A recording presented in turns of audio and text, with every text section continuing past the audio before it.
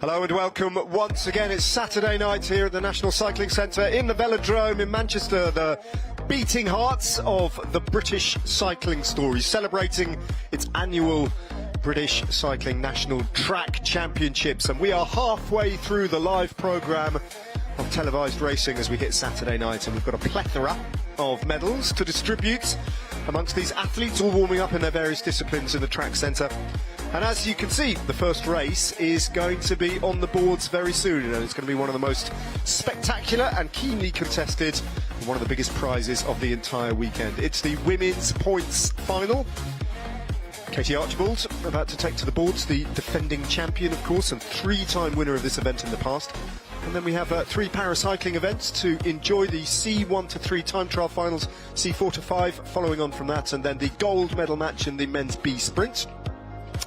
After that, we've got the women's points race medal ceremony, and the racing continues after that with the women's B 4-kilometre individual pursuit final, followed by the men's team sprint final, the women's Keirin semi-finals, the men's B sprint finals match B, which will possibly be the end of that competition, and on it goes all the way through to the end of the evening, where the last rider to place a medal over her head will be the winner of the women's Keirin, with a high-class field here represented, and the biggest crowd so far of the weekend here in Manchester. Looking forward to getting the racing underway, and so too, alongside me once again for the fourth of these long but very interesting sessions is Alice Wood, formerly Alice Barnes, recently retired pro herself, and a keen student of this sport, a rider who, fresh out of the peloton, knows a lot of these athletes extremely well, having raced against them, to cast her eye over what should, I think, Alice, be a really interesting points race as well. Looking forward to this one. Yeah, really looking forward to it. A long race, 80 laps, like we said, with 8 sprints, and the last sprint having 10 points on the line available, but of course with a lap gain, 20 points available there. So I think it's going to be a really tough race, and we can see all these riders lined up and ready to go. As I say, Katie Archibald in this field, rider number 2. Jenny Hole, rider 27 of Loughborough Lightning. She's a former champion in the points as well, the winner of the 2024 edition. Josie Knight, the newly crowned individual pursuit champion. Watch out for Sophie Lewis. She's podiumed here in this event back in 2023 as well, alongside Maddie Leach. She's a former silver medalist in this event. Erin Boothman is one to look out for, rider number 8, riding for Liv Alula-Jaco. She's a very interesting rider indeed to watch out for. But all eyes, I think, for good reason, will be on Katie Archibald, among others, who is the rider to beat here, isn't she? Regardless, or almost every time she takes to the boards, she is the rider to beat, and there's no reason to suspect that she won't be one of the top favourites this time as well. Yeah, 100%. Really impressive bunch racer, and one that you always think is on the limit. You don't understand how she can go any harder and push any deeper, but when she's even on the ragged edge, she can keep going, and she is there on the front of the bunch right now. I think Anna Morris, we really do need to look out for her. She has been so impressive in bunch races in the last 12 months, and someone who really is looking towards, I think, the Madison and an Omnium spot at the next Olympics as well. There she is, Anna Morris, just that flash of black skin suit there, just going through the shot with the white helmet. As we get used to all these slightly unusual track club colours that the riders are racing in at these track national championships. We've got 2 riders from the UAE development team as well, in Ellie Shaw and in Abigail Miller. They're riding together in the pack. The Movistar rider is the Welsh rider Caris Lloyd, rider number 42. She's on the front right now. Danielle Watkinson, rider number 77 as well, of the Jaden Glaston powered by Vive Le Velo team. She's another rider of interest, having finished in the silver medal position last year behind the winner Katie Archibald. Kat Ferguson on that occasion took the bronze medal. She's not in this field, but Archibald has returned, the Dark Destroyer, to try and reclaim her points national title.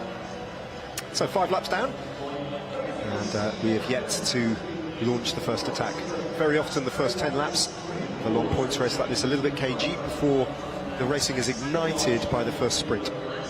Yeah, usually very KG, just because there's fresher legs. Of course, all these riders have been through the qualification race this morning, where we did lose 2 riders from each qualification race to make sure we don't go over the track limit, which is 24 riders track limit for the velodrome. So just needing to make sure getting all those start entries into that.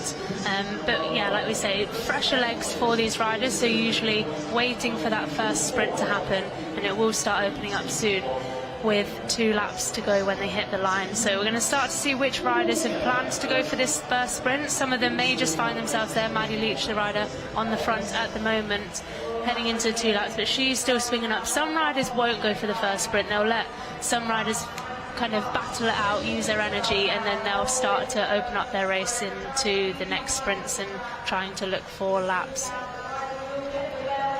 The purple jersey of Erin Boothman expressing an interest in that, but a real flyer of an attack over the top. And that's one of the UAE riders, that is Abigail Miller, who's opened up a bit of a gap straight away. Anna Morris going after her. But it looks like that's a very convincing effort there, and despite the ferocity of that attack, it was actually quite economical if she sits up now. It didn't take long. She was off the front for a lap and picks up those 5 points. Yeah, a big attack, but she did use a lot of speed from the track as well to do that. Maddie Leach picking up some points there, as well as either Jenny Hall or Eilidh Shaw. So just needing to see who picked up that 1 point there, but Anna Morris already also getting some points on the board there in sprint 1.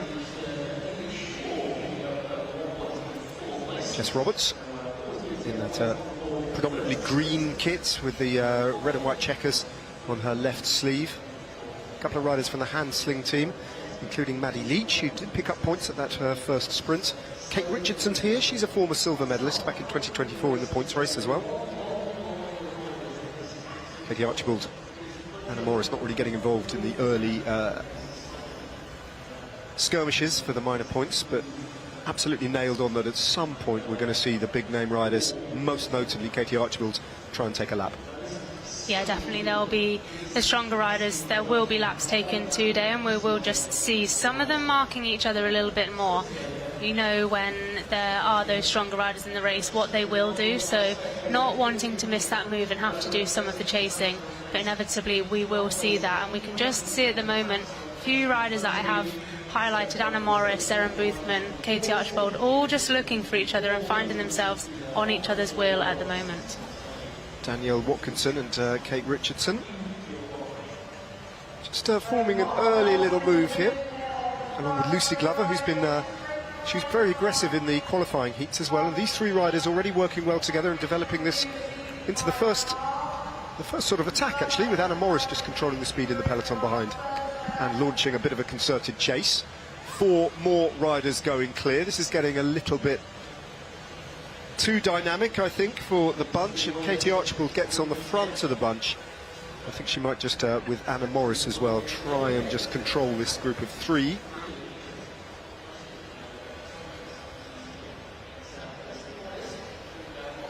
They've got about a quarter of the track of a lead, if that, and they're being hunted down. Archibald looking around, doesn't want to do all the work herself. And this is what can be difficult when you do have those favourites. Everyone's looking at you to do that work, so you can have that opportunistic move of the riders that aren't being looked at so much, as we have the bell for next lap and sprints and points, and Kate Richardson going over the top now to try and take maximum points there. So these 3 riders should be guaranteed in whatever order: 5, 3 and 2 points. Kate Richardson, as you say, with Glover taking second place, Richardson first, and on the wheel Danielle Watkinson picks up 1 point, and on the front of the bunch it was Anna Morris, I think, who picked up the final point for 4th place. Now, will those 3 riders crack on? A little bit of uncertainty as Richardson looks around to see what sort of gap and who's working at the front of the bunch.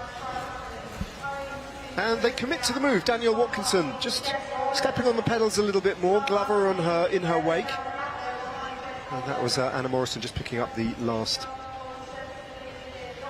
place in that sprint that scored points, and that 1 more point to her tally.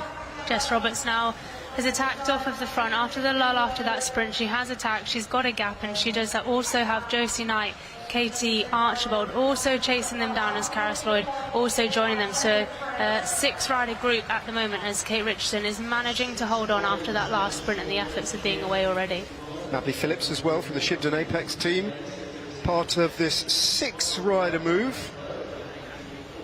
Erin Boothman trying to shoot across in the company of one other rider on her wheel to try and get in this move.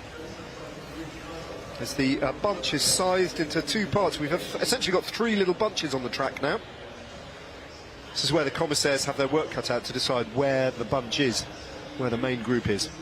And Anna Morris having to do some chasing now, just because those gaps are open up. She's the main favourite that is behind, so like we said, you can get really caught out and having to waste some energy if you're not following the right moves.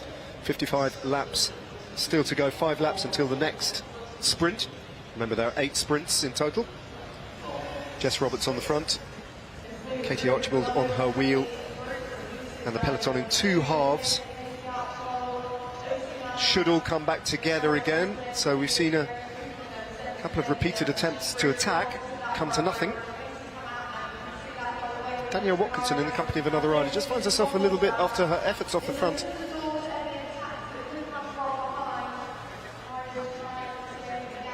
The company of Murray Porton, yeah, just off the back, but they'll get back on now as there's a lull in the front of the bunch. There was, and in that second half, a couple of the favourites, Maddie Leach, Meg Barker, were distanced in that, but you could see just staying calm, not doing any of that work to chase it down, and trying to hope that it would sew back together and then saving that energy and moving straight back to the front. And we can see there are some riders that are struggling with the pace when it does heat up, and that's what some of these favourites looking for those points need to be careful of. So bell lap sprint next time as they come round. Maddie Leach on the front for the Hansling team. Josie Knight over the top now, wanting to mop up some of those points, looking for 5 points, but Katie Archibald also coming over the top, racing all the way to the line for her. Perfectly timed for Archibald. We'll wait for confirmation there, but it looked very much to me as if Katie Archibald just snuck around the edge there and picked up her first 5 points. And alarm bells ringing throughout the bunch now because Archibald is off the front and looking like she wants to turn this into a lap-taking move. So well read, that situation by Erin Boothman. And Keirin Lloyd, they've gone with Katie Archibald, but not total commitment now. Archibald, I think, realising perhaps this isn't the moment. She looks around, she sees the bunch not too far behind. That's a replay of her just coming round and taking those 5 points. So we've got 3 riders on 5 points now.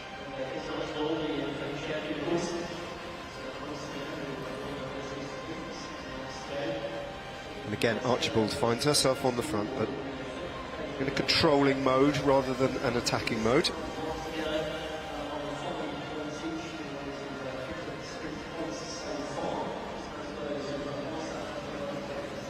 Sophie Lewis now attacking over the top of the riders, not getting too much of a surprise, but really committing to this move. Gabby Mihu just on the front there, swinging up, not wanting to do that work, and we can see it's Josie Knight, who is, of course, a road team teammate on the same team, so also not doing any of the chasing, being left down to Jenny Hall. So, a solo attack from Sophie Lewis. 5 laps to go for her to take the maximum 5 points. She's very nearly got half a lap, though. There's a little counter-attacking quartet gets together in search of these points. Boothman trying to get involved as well, but Lewis has got a decent lead. This is the counter-attack. Jenny Hall, former winner back in 2024 of the points race, is one of the 4 riders caught in the middle between the bunch and the solo attacker. Sophie Lewis, who's persisting with her effort. Got another 3 laps to hang on to take those 5 points. It's a really interesting dynamic right now. The 4 chasing riders, they just kind of drifted off the front. You can really feel like the riders behind, the favourites, are looking at each other, and these moves just keep drifting away. Anna Morris now on the front, starting to reel in, wanting to pick up some more points as Jess Roberts is following her and going through now. Jenny Hall off in pursuit, hasn't given up, although now she swings up the track, and Sophie Lewis still has a decreasing advantage. This isn't quite done yet. She'll take the bell now will have one lap to hang on, if she can, to take those 5 points, but there is a furious chase behind, and Anna Morris looks like she's going to shut down Sophie Lewis, who's been dangling off the front for 5 laps, so that has misfired badly for Sophie Lewis at this point. Jess Roberts on the wheel, Katie Archibald involved, Boothman there as well as Phoebe Taylor, and it's Morris ahead of Roberts in second place, Archibald and Taylor, the 4 scoring riders at that sprint. So you have to feel for Sophie Lewis there. It was an audacious move, but she bit off too much there, and on her own, she paid the price. Yeah, she did pay the price. We can just see her getting caught on the run into that finish line and not getting any points. She's going to have to really try and recover quickly now, because she definitely put in a lot of effort. We've got 5 riders with a gap at the moment. Many of the favourites in there. Really strong ride from Phoebe Taylor at the moment, still a junior, and it's Josie Knight trying to get across. Anna Morris, as things stand, has 9 points. Katie Archibald has 6. Abigail Miller has 5. A number of riders on 5 points. But right in the gold and silver medal positions now, 2 of the riders in this quintet of riders off the front. The rider on the front, she leads the way with 9 points. Katie Archibald in third place, just tucked in behind Erin Boothman. Well, she is on 6, but the margins are still very, very tight in this points race. But they're trying to turn this one into a lap-taking move, and it's got every prospect of success, this one. The bunch is becalmed behind, almost accepting the inevitability that these 5 riders, with another rider trying to chase on, will take a lap. They will. It is Josie Knight who's trying to chase on, of course, yesterday's individual pursuit national champion and our European champion as well in the individual pursuit. So if anyone can do it alone, she can do it. And these riders behind, not all working together. We've got 5 laps until the next sprint, so looking like they're just wanting to hand back slightly to try and take those points. And I think with this group, they are so strong, and we can see Anna Morris, Katie Archibald, the ones that are hanging back even that little bit more. And they won't really have to worry too much about not being able to get back in after the sprint. We can see they just want to mop up more and more points. So just maintaining that gap, not wanting to get across to the bunch so that they can hoover up the points at 3 laps away on offer. Jess Roberts, though, in the company of Phoebe Taylor and Erin Boothman, they have taken a lap. They all take 20 points.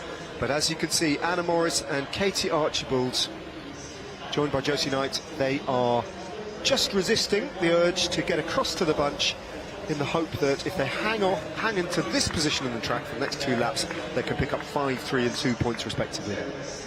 And really frustrating for these 2 riders, Jenny Hull and Abby Miller, because these riders will be wanting to get the points for themselves, but with the 3 up the road that are going to mop them up, we can start to see them now. They're going to get the bell, and it's Anna Morris trying to get over the hip of Katie Archibald, which looks like she's going to do, and then they will get straight back into the bunch. But we've already got a number of riders up the road. And they're going to go straight over the top of this bunch and try and do the same again. As we can see, there's already 7 riders that are up the road trying to get away and look for another lap. So lap taken for Morris and Archibald. Erin Boothman going off in pursuit, 29 laps to go. It's gone very fast indeed, hasn't it, this points race? But it's clear now that the pecking order is starting to establish itself. And it's Anna Morris and Katie Archibald who are leading in the gold and silver medal positions once the points are all tallied up. Morris picking up a further 5 points, Archibald a further 3 at that sprint. So Morris will extend her lead over Katie Archibald to 5 points, if my maths stands up to scrutiny, which is, Alice, highly dubious at this point. We'll just wait for confirmation.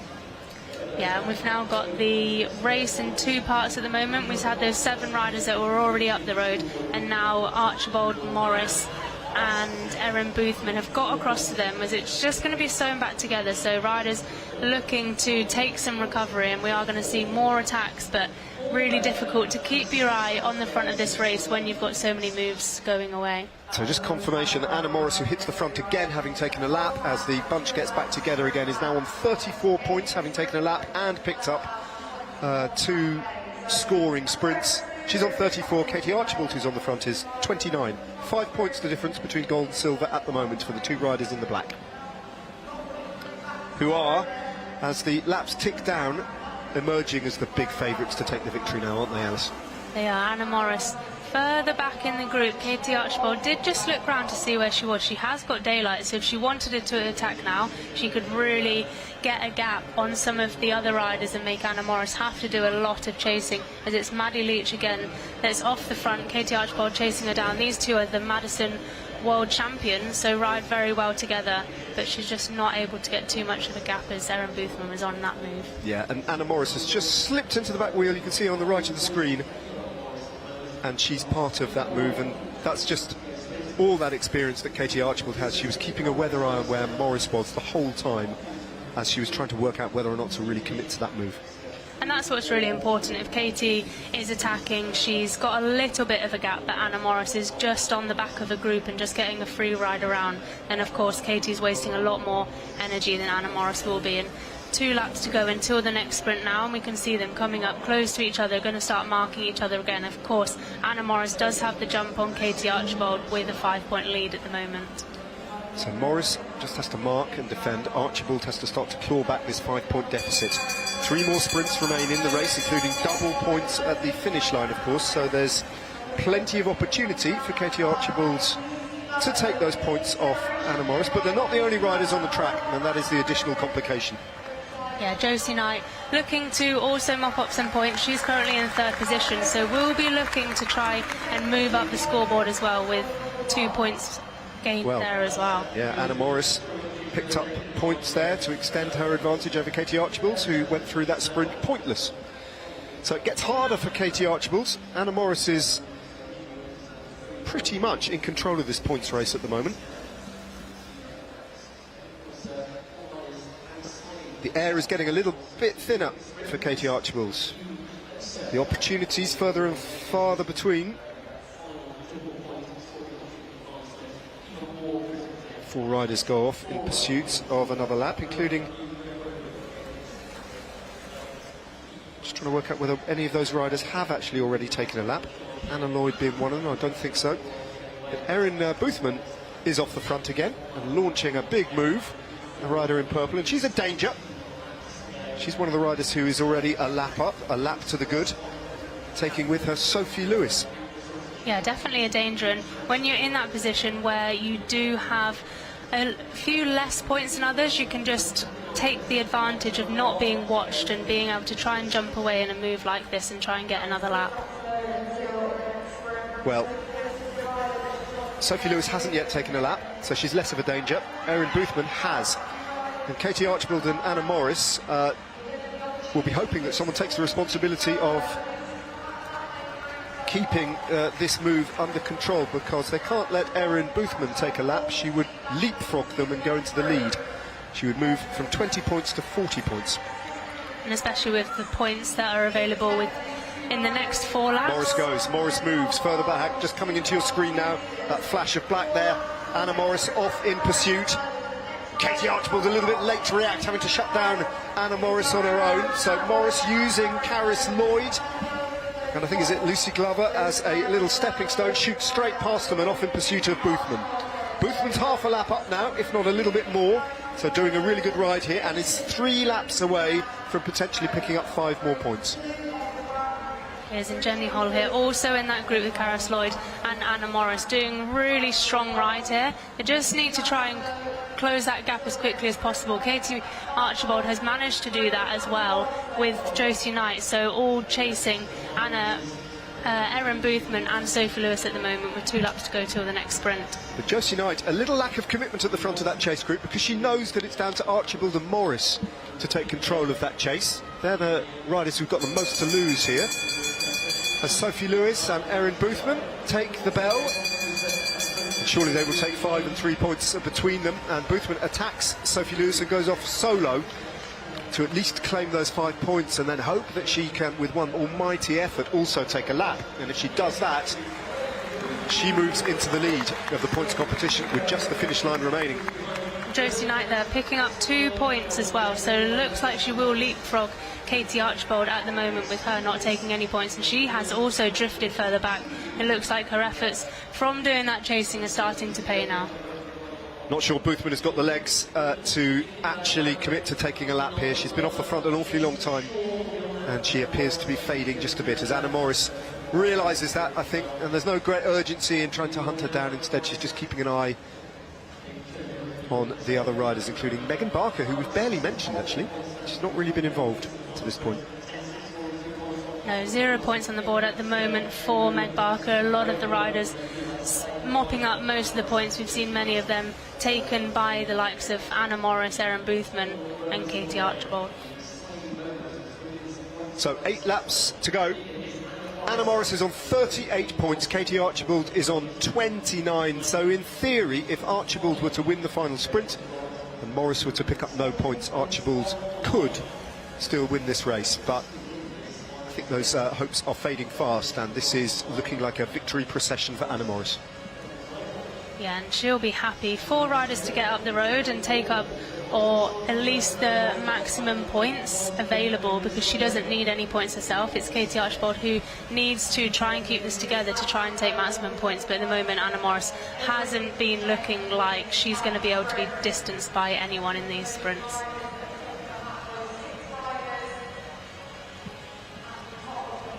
Attack from one of the UAE riders. That is Ellie Shaw. Got herself a lead.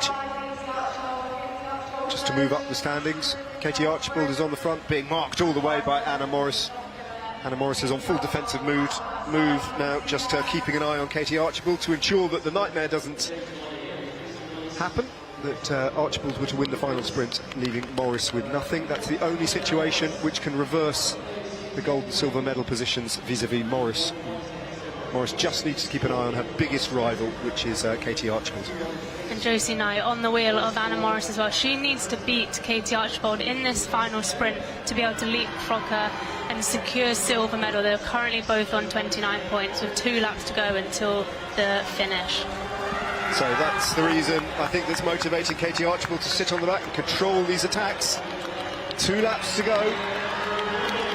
As Boothman comes flying up on the outside, and Archibald is being assaulted here from numerous different riders.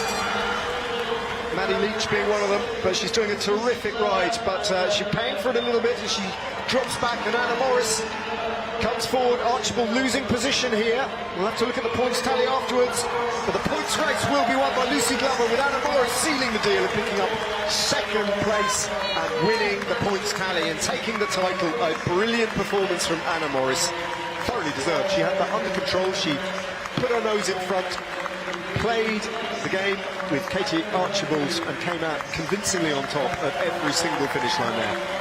Frustrated in her chosen specialised subjects of the individual pursuit yesterday, conceding her title to Josie Knight, but here she was imperious. A brilliant points race. Yeah, a really exciting points race, and coming down the medals to that final sprint, Josie Knight securing 2nd with points in that one. But like you say, a really strong ride from Anna Morris. A strong ride also from Katie Archibald. She has moved back to Scotland. She started studying at university, so of course that does take a lot out of what you can do. And of course into the Olympics had kind of a nightmare going into that in Paris, so just taking a little bit of time away from the programme and the day-to-day life of that. So still a really strong ride from Katie Archibald in 3rd.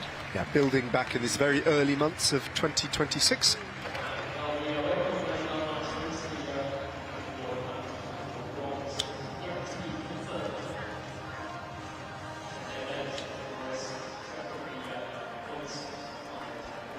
She looks mighty happy with that.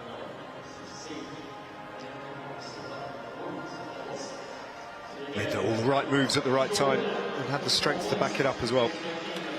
In firm control. Really delighted with that. A gold medal to go with her silver medal of yesterday in the individual pursuit. Rob Partridge is on hand to congratulate her. Congratulations as well from Jess Roberts.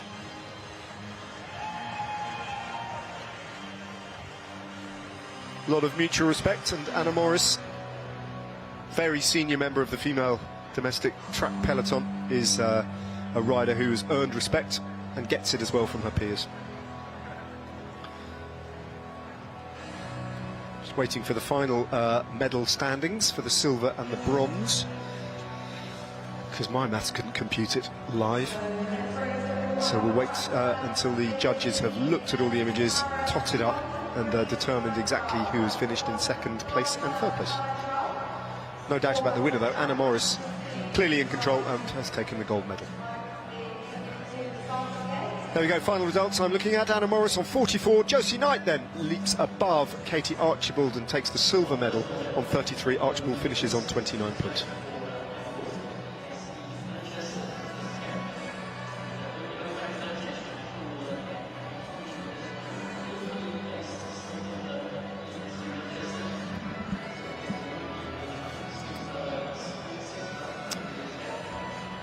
Right, the next event, well, there are two events that follow back-to-back, is a kilo time trial in the men's paracycling, and it's the men's C1 to 3 time trial final. The first rider onto the boards is Ben Wood from the ESV Manchester team. 1,000 metres against the clock. And Ben is a C2 graded, categorised paracyclist.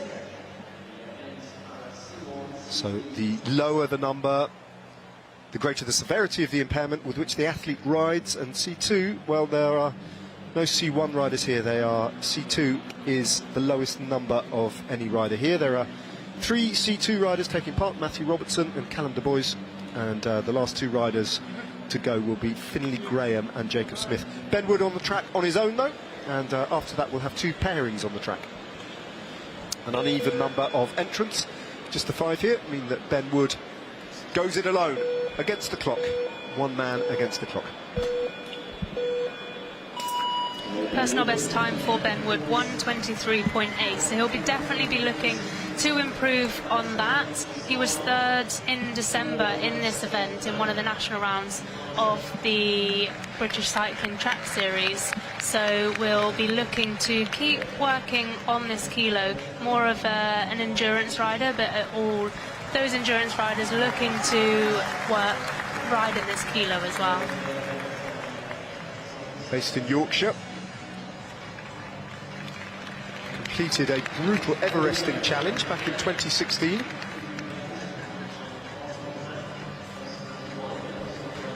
He cycled the murder mile, as it's known, on Brunthwaite Lane 60 times in 24 hours to match the height of Mount Everest, raising over £4,000 for the children's cancer charity Candlelighters when he did it as well.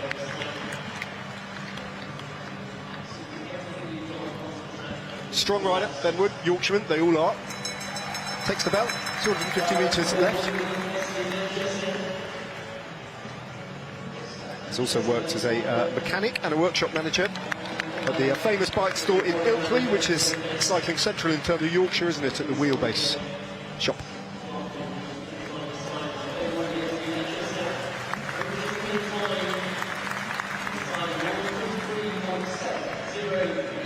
So 1:23.70.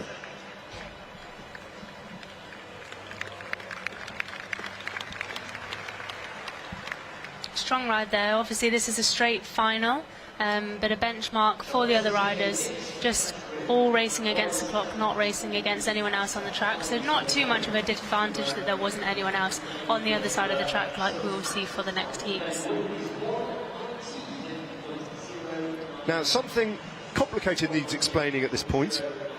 Bear with me.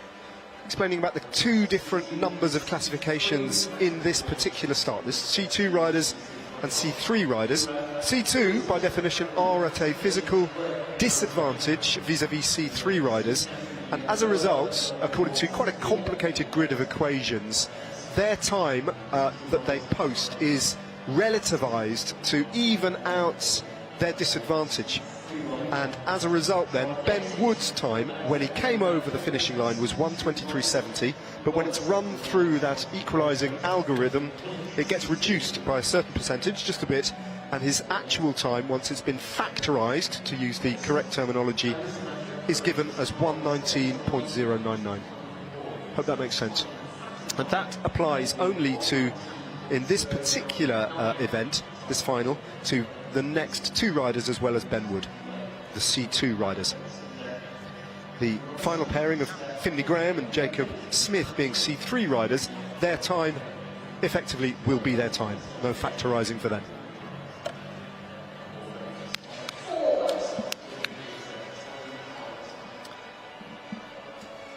That's Matthew Robertson of the Woolwich Cycling Club.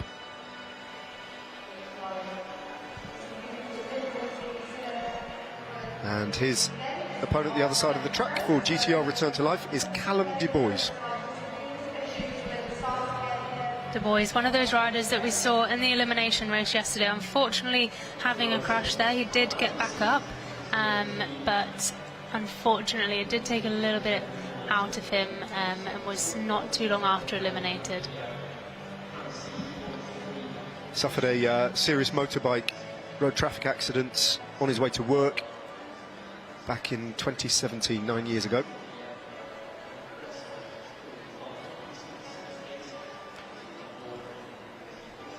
And following that accident, he awoke after a month-long coma to discover that he had his left leg had been amputated.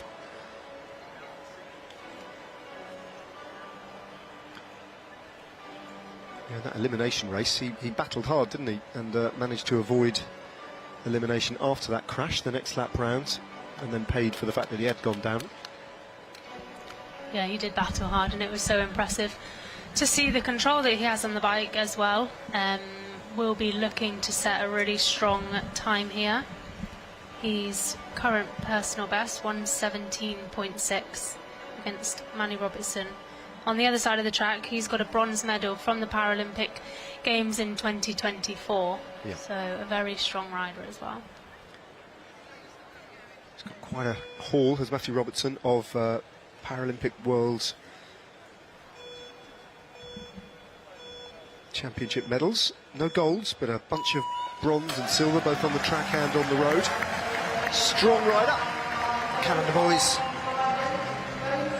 Working very hard to get that bike up to speed. Obviously very different techniques here, but how does it equalise in terms of the speed on the track? Well, at the moment Matthew Robertson is just a little bit up on the schedule of the first rider off Ben Wood. In fact, 2.3 seconds up, whereas Callum Du Bois is matching the time of Ben Wood. Obviously on the track, in terms of this pairing, Robertson has the advantage, but Du Bois, having got that big gear going now, is starting to really motor. Callum Du Bois. Not going to win this heat, so to speak, but he's going much faster than Ben Woods. Matthew Robertson, much the faster of the two, takes about 6.7 seconds up on the time of Ben Woods. Stops the clock as the fastest rider at 1:05.16 at the far end of the track, and stops the clock here at 1:13.80. That's before factorisation. So the fastest rider, and Callum Du Bois, the second fastest rider, just 4 seconds slower than Matthew Robertson, and we'll wait to see those times adjusted for factorisation. But we know what the 1, 2, 3 is as things stand. So far, Robertson is the fastest, and he's in provisional gold medal position. Callum Du Bois is in provisional silver medal position, and Ben Wood, at the moment, is in a bronze medal position with two riders still to come.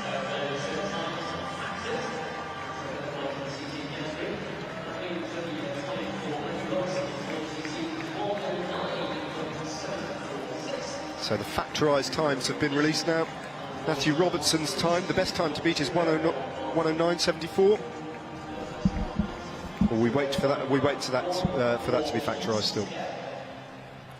Yeah, Manny Robertson is the 1:09. Yeah. Du Bois took a little bit longer to factorise, so 1:13 for him.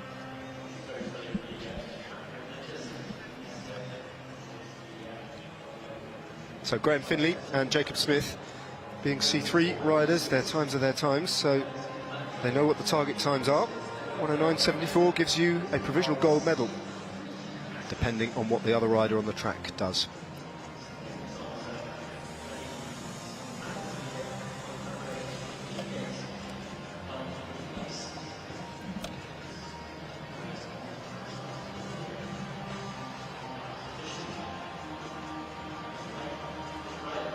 Finn Graham just making his way on to the track now.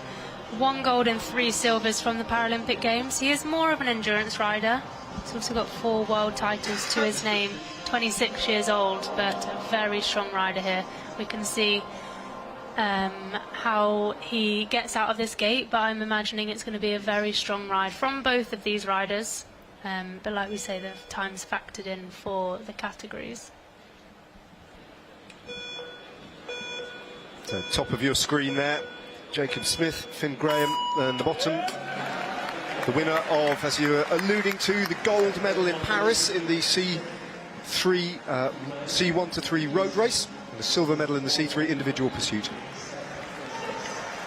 Named last year the Para Athlete of the Year in the Scottish Sports Awards class act. His opponent Jacob Smith a little bit down, and at the moment Finn Graham is on course for a gold medal. Certainly getting the better of Jacob Smith on the track. Too far off, but Jacob Smith's going well as well. He's almost dead level at the moment in second place with the time of Matthew Robertson. But Finn Graham is cruising seemingly towards a gold medal here.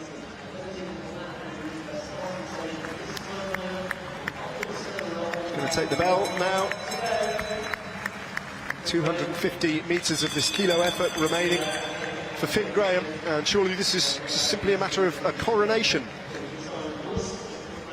He's up on the time of Matthew Robertson. The time to beat 109.74, and he gets there with a little bit to spare. And Jacob Smith stops the clock, just outside the time of second place, so he drops to provisional third. We'll just wait for confirmation because it is a little bit complicated with the factorizations. But as I was explaining, these times should not be changed now, and I think we are looking at the gold medal winner of the paracycling C1 to 3 in the time trial. 108.53, the fastest time. Really solid ride there from Finn Graham.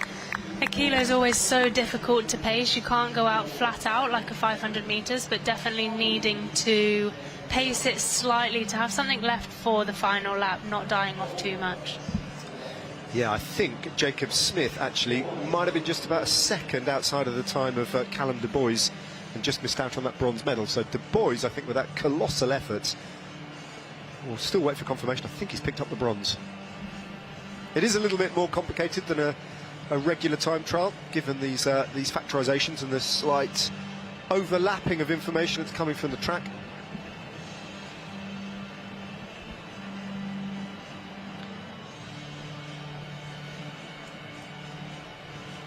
As the athletes in the Para C4 to 5 classification wait to do battle, and we again have a similar story with C4 riders taking on C5 riders.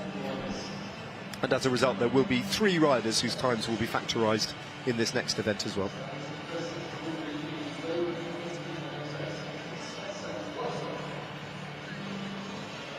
That's Finn Webb, looking very pensive indeed.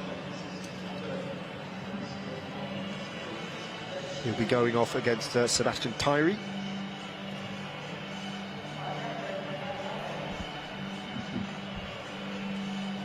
In the third heat. First up though, we've got Spencer Wadsworth, who's going to be the only rider on the track. Again, odd number of entrants, meaning that one rider has to be on the track on his own, and it falls to Spencer Wadsworth. Yeah, a current rider that we don't have any current time for. I don't think he's previously done a kilo, and with some research we found out that he is a rugby player and actually just joining on the paracycling British development team. 2 years ago suffered a bronchial plexus injury, and that is why he's got right arm paralysis, so having to be really strong in the core body for this start.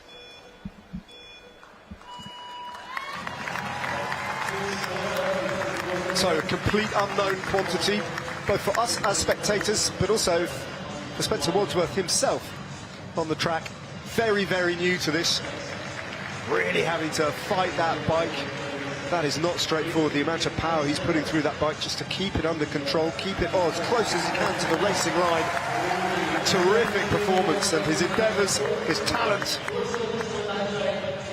exhibition he's putting on, warmly appreciated by this crowd here in Manchester. He's flying now, he's really got on top of that gear, doing an outstanding time. Qualified as a C4 rider. You can really see how twitchy that bike is and how hard it is for him to control, given the amount of watts he's putting through those cranks. Flying around the outside, down into the home straight now, where he takes the bell. 250 metres of agonising effort remain, just inside the minute there, with a lap to go. 57.9 through 3 laps in this kilo effort. He looks down, grits his teeth, nearly home, and all alone on the track. This applause is for him as he stops the clock at the new benchmark of 1:16.40. Again, I stress, before factorisation. That time will come down, given the percentage that will be deducted from his time. It's so impressive to be able to control the bike like that. With the one arm, we can see how twitchy it is in the banking, but really doing well to keep it down below that red line into this fastest part and the shortest part of that track.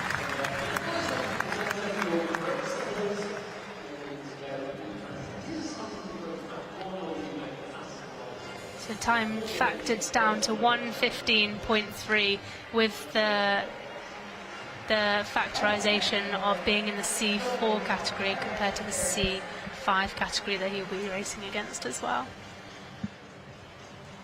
A lot of the other riders on this start list, not least the great Jody Cundy, who goes in heat number 5, who does need literally no introduction, I don't think. But all the other riders who go before are much better known to one another. And Spencer Wadsworth, that really was a journey into the unknown for him and for us.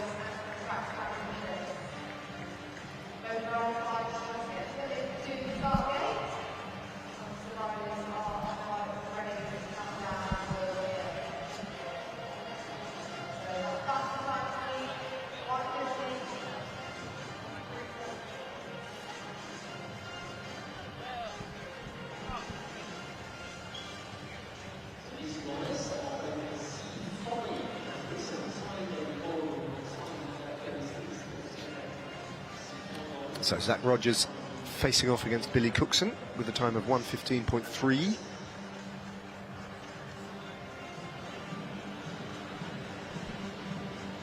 To beat, to take the first place.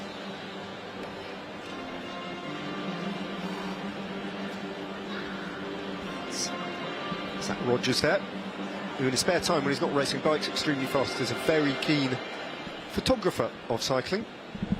You see him at races like the Lincoln GP with his camera kit by the side of the roads, taking some excellent snaps of the sport that he obviously loves and excels at. And he's up against Billy Cookson. So 1:15.3 the time to beat. These riders, both C5 riders, their times won't be factorised. Cookson a little bit slow to get going there. A little bit more of a ponderous start than Zach Rogers. He's gone out very hard.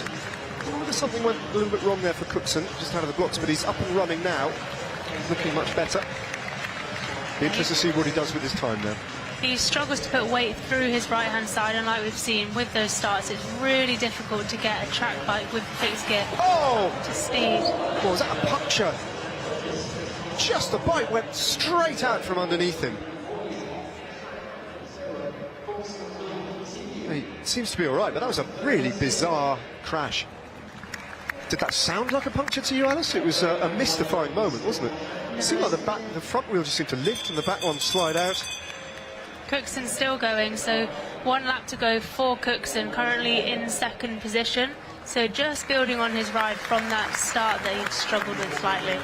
So Billy Cookson in 1:08. The time to beat 1:15.3. He's going to be outside of that, and he's 1:17.24 for Billy Cookson. And Zach Rogers, very sadly for him, is a DNF.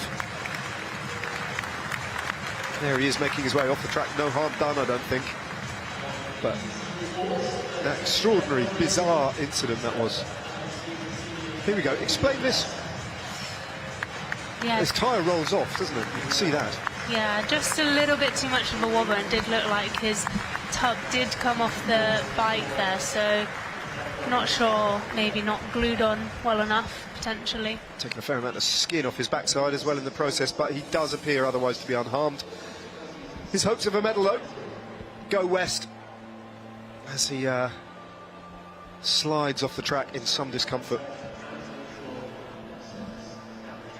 So, the first rider off is still the fastest rider, Spencer Wadsworth. His factorised time of 1:15.3, the time to beat still, but there are still 6 riders to come.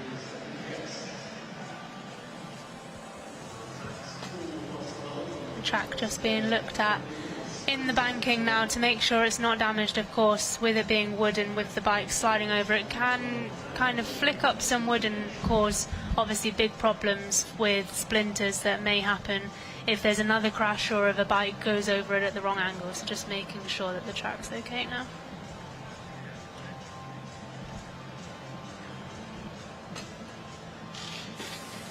No great alarm or concern, so I think we can get the next contest underway. Finn Webb in the yellow kit of the Exeter Wheelers. He'll go up against Sebastian Tyree. Webb down from the West Country, obviously a Devonian, trained by Steve Lampier, also from that region, a fairly recently retired pro and a director sportive.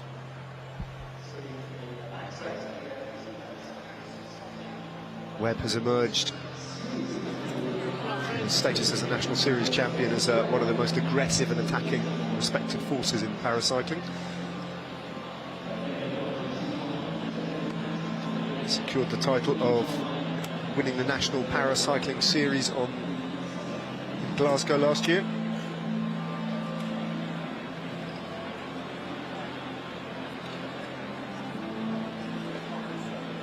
Again, he's a C5 athlete, as is his opponent, Sebastian Tyree.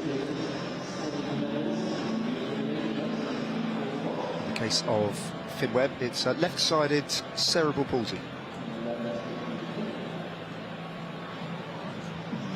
Sebastian Tyree then clipping in. Time to beat. One reminder, 1:15.30 if you in with a chance or want to give yourself a chance of the gold medal.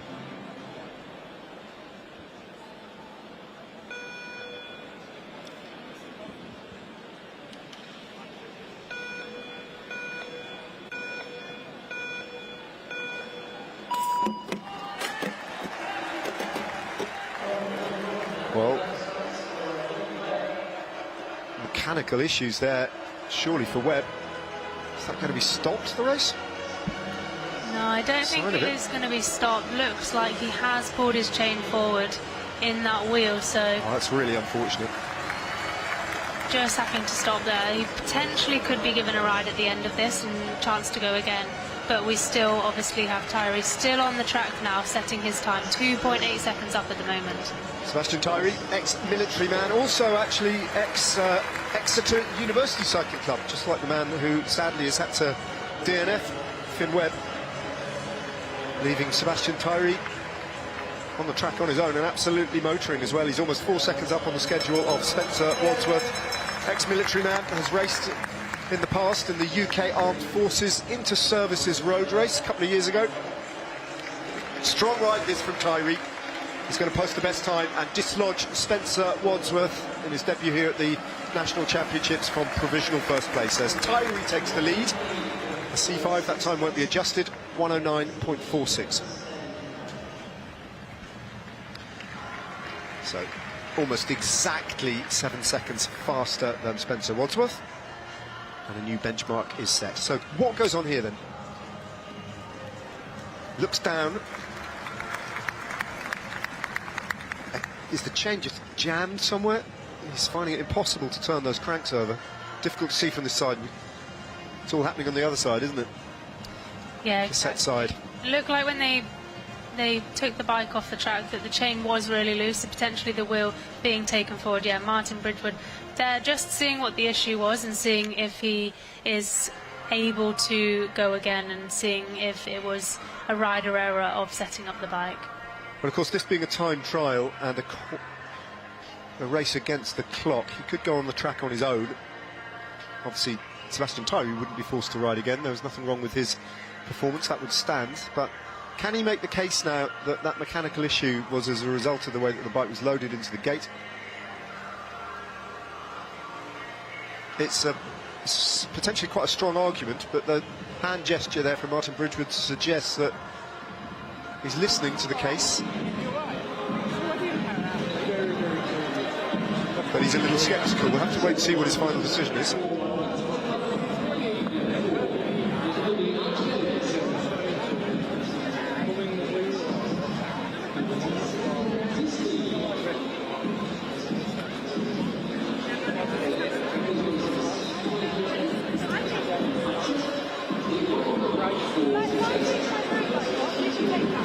Reading the body language there, it doesn't look good for him. I don't think he's going to get his chance, Alice.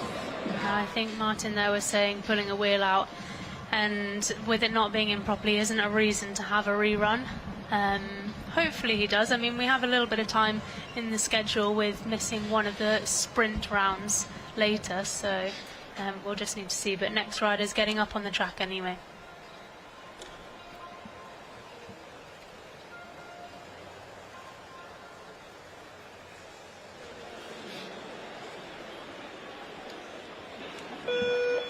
So at the top of your screen, that multicoloured kit of Xavier Disley in the Aero Coach colours, and down the bottom a private member, that's Alex Jones. And this man, interestingly, Xavier Disley, rides for Aero Coach and has a very strong connection with that brand as well.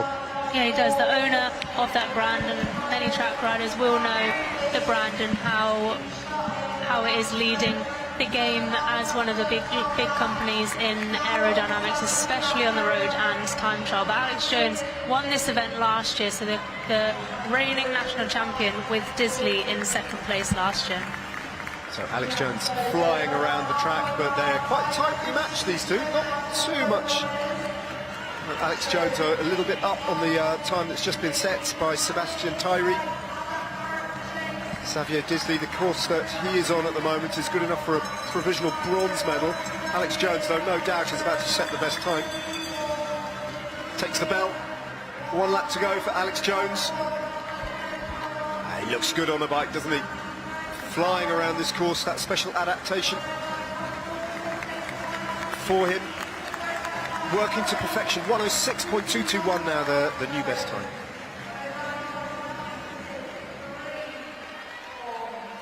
Xavier Disley finishes in provisional third at 109.96.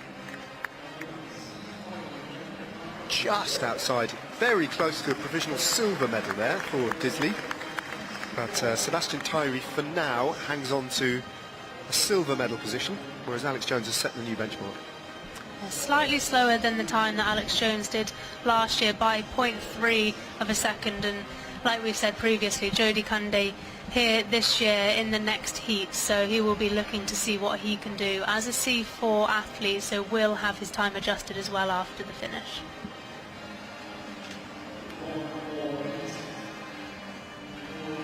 Alex Jones came up to me in the track centre this morning before the racing got underway and introduced himself to me. We'd never met before, and said we have met before. The last time we met was in 2012 at the Tour de France in Besançon, when I think he must have been about 10 years old. Now then, that's interesting. Finn Webb has taken his seat back there, and he's still got his visor. That looks to me like he might get a second chance here. Yeah, hopefully he does. It will be after this heat that we see that happen. So hopefully he still has some warmth in his legs from his warm-up, and he can get away with the nerves, and hopefully his wheel done up slightly tighter this time as well.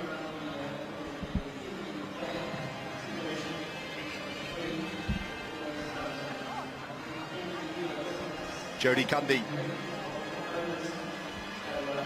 ever present, seemingly forever, on the paracycling scene in this country. What an absolute legend the man is. Riding as a private member these days. You were looking up his extraordinary palmares earlier, and the flood of Olympic and World Championship medals that he has accrued over the years is just a relentless haul, isn't it? Yeah, so impressive. 6 gold medals. He is what we call a sprinter, so this is his preferred event, of course. But yeah, 23 World Championship titles. His first in 2006, so 20 years ago, and his last being in 2025, just at the end of last year. So such a long career of Jody Cundy. And his opponent, Josh Betterley, took the bronze medal in this discipline last year,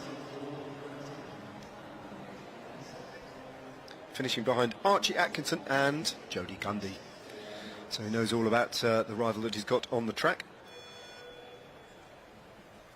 A para-athlete who's competed for Great Britain in both cycling and on track and field as well. A T38 runner. Jody Cundy, though, pure cyclist and pure racer. 47 years of age and still going as strong as ever.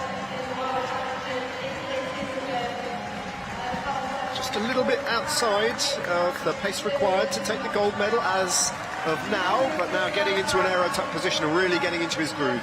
Josh Betterley has taken a while just to get into his optimal position, and only now is he really on top of that gear and starting to motor. But Jody Cundy is hunting him down. Cundy is flying around this track. This is a very impressive ride. He's half a second up on the requisite time required to deny Alex Jones the gold medal in this event, and Cundy has come here to Manchester meaning business. The most recognisable face in contemporary paracycling in the men's field, Jody Cundy. It's going to be very close though. Has he hit out a little bit too hard, too early? He's really tying up now in the back straight, just half a lap to go, but we saw how quickly he was catching Betterley, and now he's just not able to get to it, but just over the line now. It's enough for second place for Jody Cundy, although we'll have to wait and see. 107.367. Now the reason I'm hesitating is that Jody Cundy, being a C4 athlete, will have that time factorised, and the time that he has to beat is Alex Jones is 106.221. So over to you, number crunchers. That could be quite close, Alice. Yeah, I don't think he's going to quite get it because of the percentage of that. I think it's going to be a little bit too slow for that to be factored in enough, but we will. 106.464 is his factorised time, which denies him the gold medal by 0.2 of a second. And so he will take the silver medal, and Alex Jones will take the gold. Fantastic performance. And Sebastian Tyree, by my reckoning, is our bronze medalist. But we do think that we are going to have Finn Webb go again. Very true. With the gate just coming back out, the start gate coming back out of those gates now, so it looks like he is going to have another opportunity to ride. Cundy will be furious with himself if that margin that's going to deny him a gold medal is as slender as it has proven to be. Just lost the momentum in that final lap, didn't he? Not even the entirety of the final lap. It was really the last 150 metres where he just started to shed time.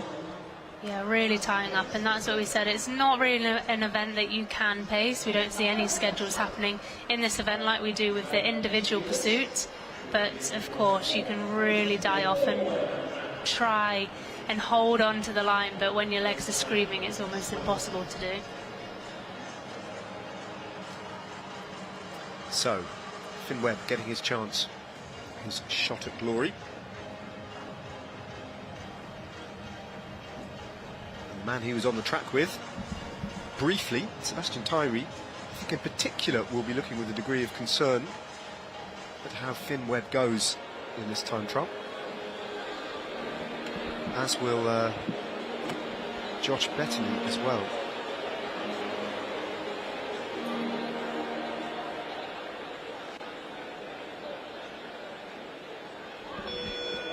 And Xavier Disley, who currently, I think I'm right in saying, is in the bronze medal position at 109.96. So Finn Webb gets his second chance here. Time to beat for the gold medal is Alex Jones, 1:06.221. Scrap that, Xavier Disley is in 4th place. It is Sebastian Tyree indeed, who's in the bronze medal position for now at 1:09.46. And perhaps that realistically is the target time for Sebastian, for Finn Webb to aim at.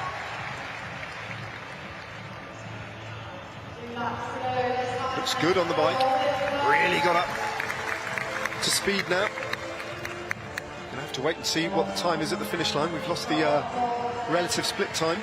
1:09.46 is the target time for the bronze medal. I think he's a little bit off that pace though.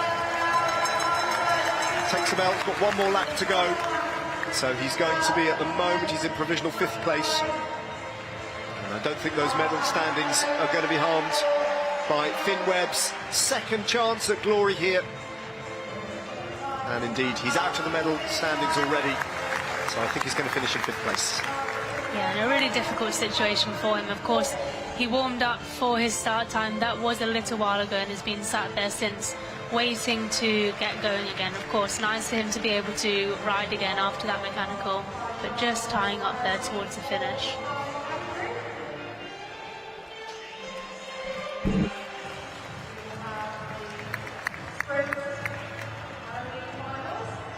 So the Paraby final, and there is only the gold medal race, just the one race between this pair of Caldwell and Elliott. Sorry, this is Ireland and Pope, who go into this as strong favourites. They take on Caldwell and Elliott. Caldwell of the Weaver Valley CC, who got a bye effectively through to the gold medal match when their opponents had to withdraw through illness. But Ireland and Pope, very, very strong. They'll really fancy their chances against Caldwell and Elliott here. Aaron Pope has been the busiest man bar none on the track today, isn't he? Even busier than you and me, Alice. He has, being in the team sprint earlier, the qualifier and the first round of the team sprint. So also competing in the sprint competition. He's had a couple of sprints already today, and also the qualifying 200 metre that we had this morning as well. So a really busy day on the track for him.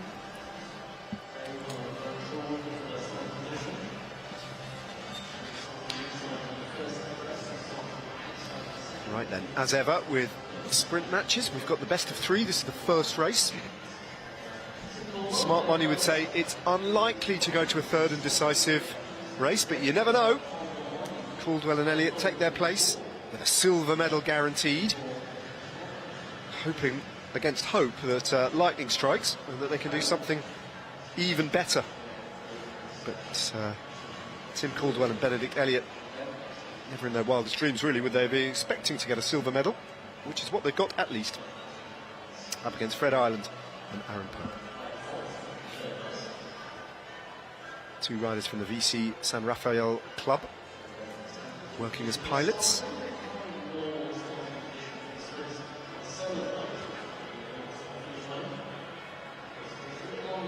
So the first match, match A, first of 3, best of 3 potentially. Pope takes the initiative.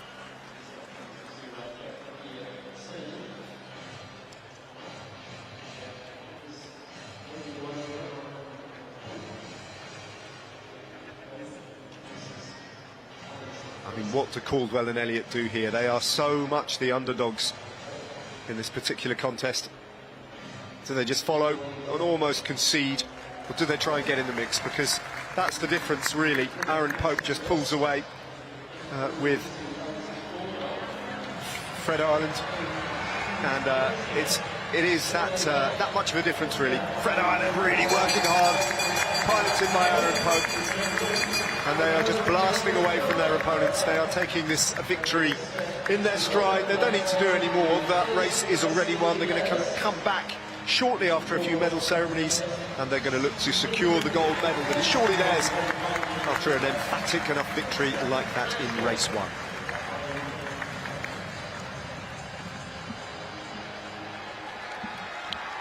Yeah, Red Island always likes a wave to the crowd after celebrating a victory, and that one was just about as convincing as any. Halfway to that gold medal.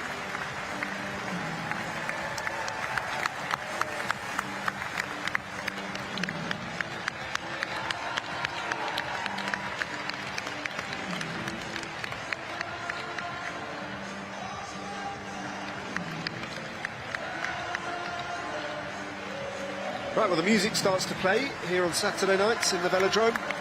And the riders will come off the track briefly because we've got a victory ceremony imminently. The medal ceremony for the first medal that has been decided this evening, followed by the two Para C1 to 3 and then Para C4 to 5 medal ceremonies as well. So a bunch of medals to give out in a couple of minutes.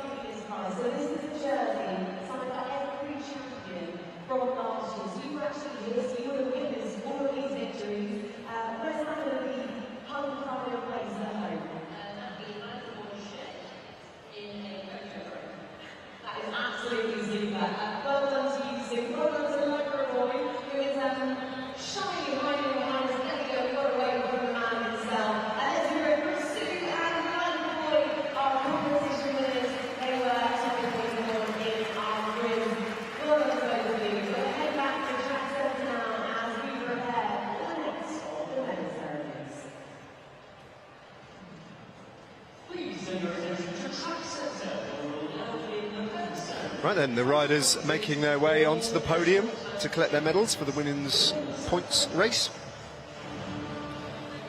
No returning gold medal for Katie Archibald, building her form after a very disruptive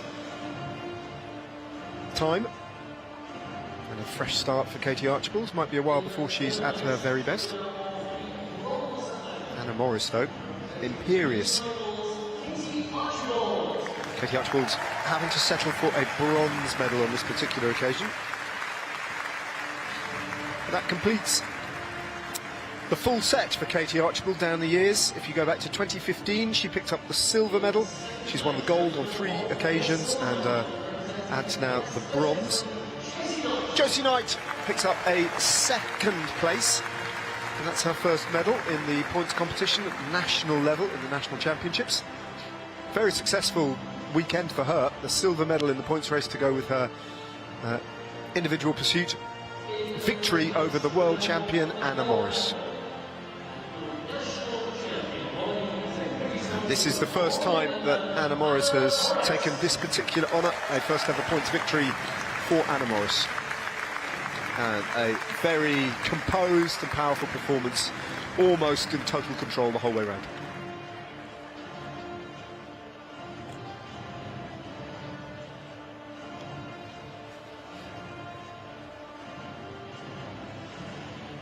And significant compensation, I think, for any disappointment that she might have felt surrendering the potential of a victory in the individual pursuit to the woman she's beaten into second place in this competition. So turning table on Josie Knight,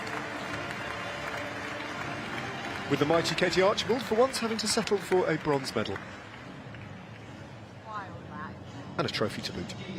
So Anna Morris, the winner of the points competition in the National Championships in 2026, flanked by Josie Knight in silver and Katie Archibald in bronze.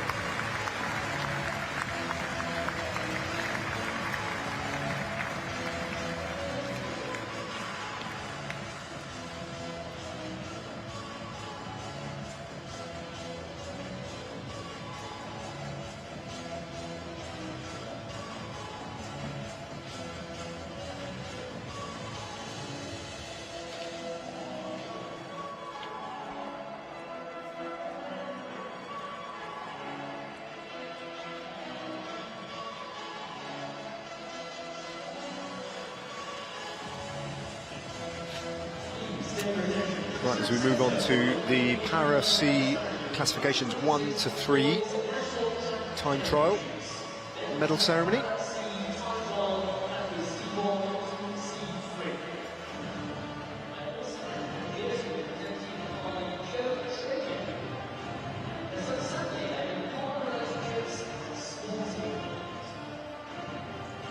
Very convincing win in the end, but it was tight for the bronze medal battle. This man, however, got over the line to pick up the bronze medal.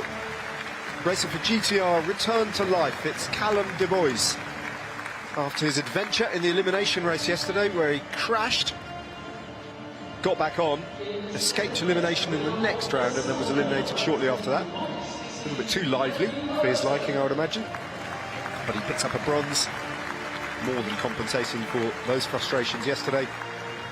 And the silver medal goes to Matthew Robertson from South East London, a member of Woolwich CC.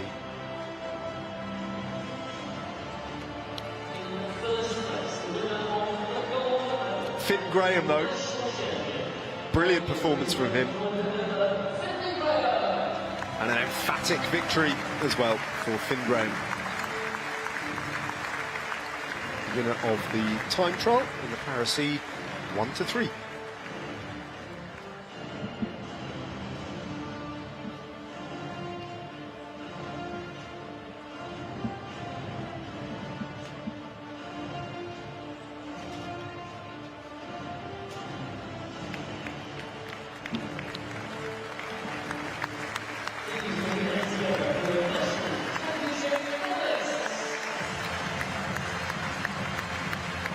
Amazing podium. Efforts of all these riders massively appreciated by, as ever, a not only enthusiastic but very knowledgeable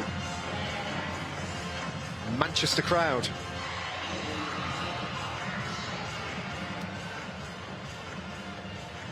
We've got one more medal ceremony before the racing resumes. And it was a really tight battle between gold and silver. In the end, a returning champion, Alex Jones, takes victory again in the time trial discipline.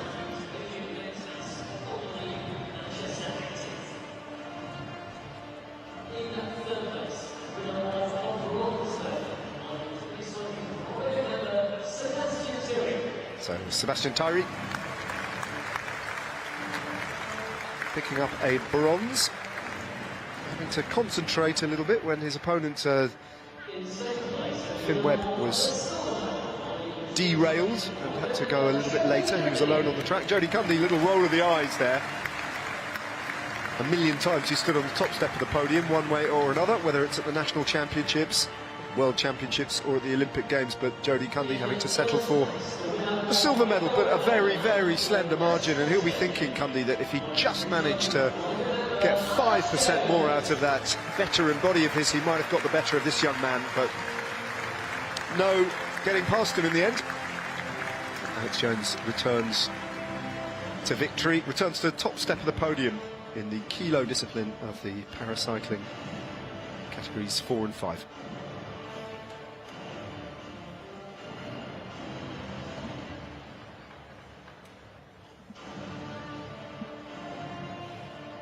Very tight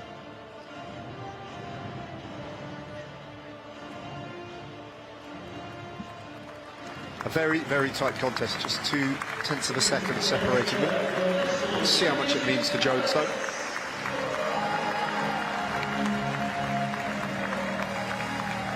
And on we go with the racing.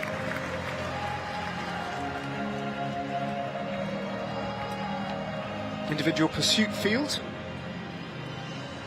Next up, we've got the bronze medal match, and then the gold medal match to come after that. That's for the women in the Para B classification, which means the tandems are back on the track.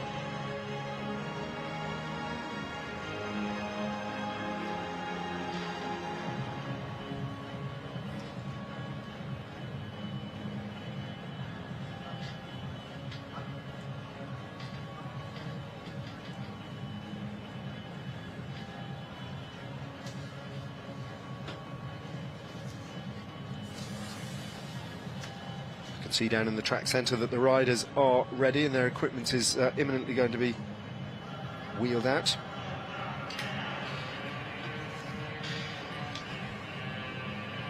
So the scene is set for another medal to be allocated. It's going to be the bronze medal next up. The match between Robertson and Richards, riding for Story Racing against Bryant and Oakley from Born to Bike Racing Team on the tandems in the individual pursuit for the bronze medal.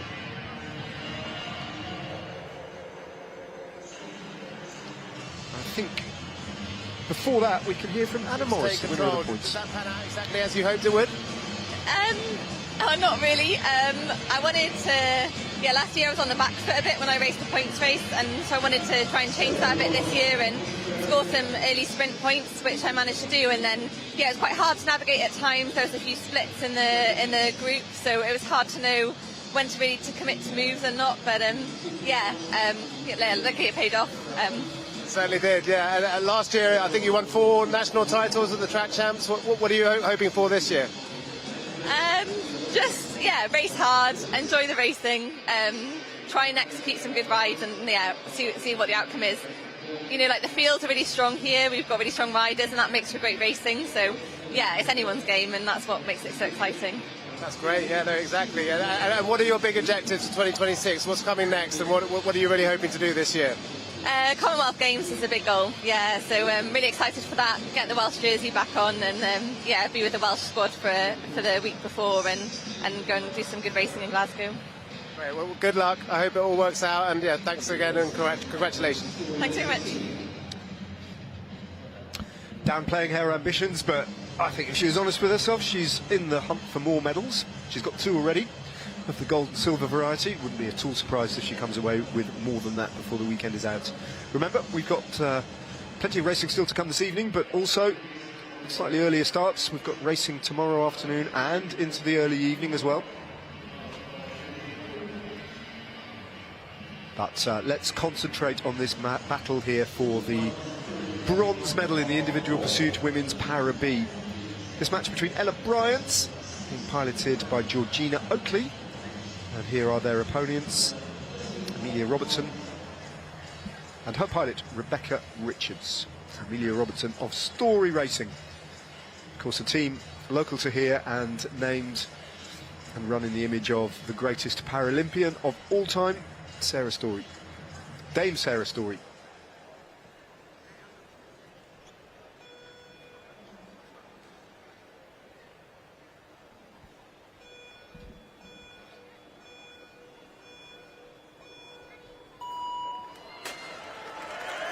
Right then, let's see who gets away with the fastest start. It's a 4-kilometre pursuit, of course. Of course, against the clock matters, but actually it's against your rivals on the track for the bronze medal. Robertson and Richards were around 32 seconds quicker in the qualification than Bryant and Oakley. So we are thinking that Robertson and Richards will be quicker here. But anything can change when you've had that ride already in your legs earlier. Not much in it at the moment. In the very early exchanges here. 1/8 of the distance done, that's 500 metres. Bryant and Oakley, they were part of the sprint racing that we had yesterday, so not too surprising they are going off a little bit faster, maybe having that faster start from being more sprint-based riders, but the gap is starting to go out now. It is. Robertson and Richards have got on top of that gear and are starting to eke out an advantage with each passing lap, half lap. It appears to grow. Let's just keep an eye on the pacing strategy though, but it's looking good. The Story Racing rider, Rebecca Richards. Mountain Oakley, as you say, they've had the busier racing programme. Robertson and Richards just appearing at this point to take their parts in the individual pursuit competition. Slightly fresher legs then as a result. 4-second the deficit on the track at the moment. And it was so close between them getting into the gold medal ride-off as well, so we'll be slightly kicking themselves, only 0.3 of a second down from making the gold medal ride-off, but we'll be looking to maybe better their timing this morning, of course, with another team on the track as well, maybe looking to get that catch. Yeah, this one may not go the distance. Got a feeling that Amelia Robertson is buoyed in the pilot role ahead of Rebecca Richards on that tandem by the sights of their opponents on the track, who in turn will be disheartened by what they know is coming up behind them. And imminently, I think at just inside the halfway distance or thereabouts, I think the catch is going to end the race and the bronze medal is going to be secured by Amelia Robertson and Rebecca Richards of Story Racing. Bronze medal. Consolation for what they might have hoped would have been a little bit better, but they secured that bronze and will ride on. As if to make the point, post a time then that would stand comparison potentially with whoever wins the silver medal, just to suggest that they should have been in the mix. Yeah, and like we've said previously, these tandem riders don't get to ride together as often as perhaps they may like, so always wanting to use that opportunity to set an individual pursuit time and really start to build on that and learn so much from it as well. 1,250 metres to go at this point. Pass through in 3:06 or thereabouts.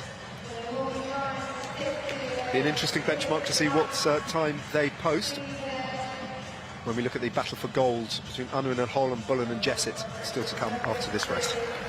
4:52.152 is what they did this morning, so that is the time that they will be looking to beat as they head towards the 3-kilometre mark.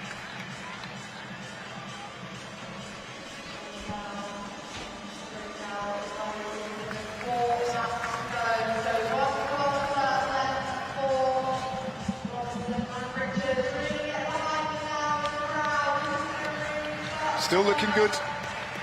No obvious signs that they are starting to ride off the pace or lose fine control of that tandem. Such a difficult machine to master. And so much power is going through those cranks, those twitchy wheels, hard to control. The more the fatigue sets into the physiology as well, the harder it becomes to control. So they just get a little bit high on the track and the banking there.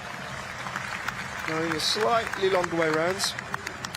2 laps of the track remain. They'll lap next time they come round. It's going to be close to their time that they posted.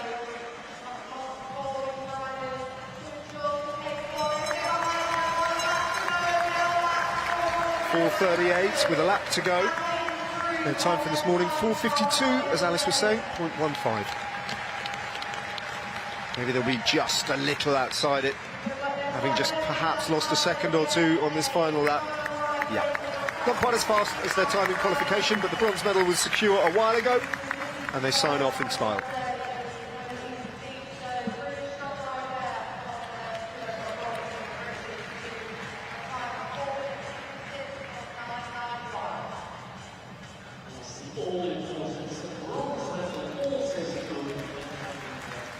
.456.99 was their finishing time.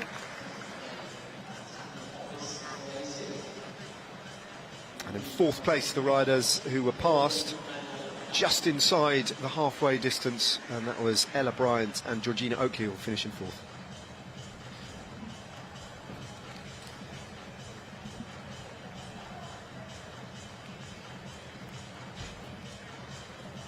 Meanwhile, on the track, the gates are being rolled out again to the starting positions either side of the track. Last adjustments are being made to the tandems.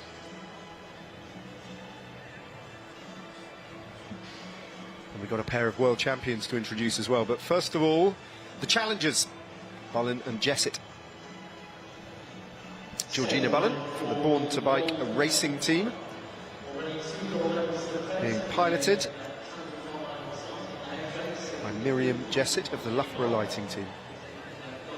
Jenny Holt, who's already been in action in the points race, very active in it as well,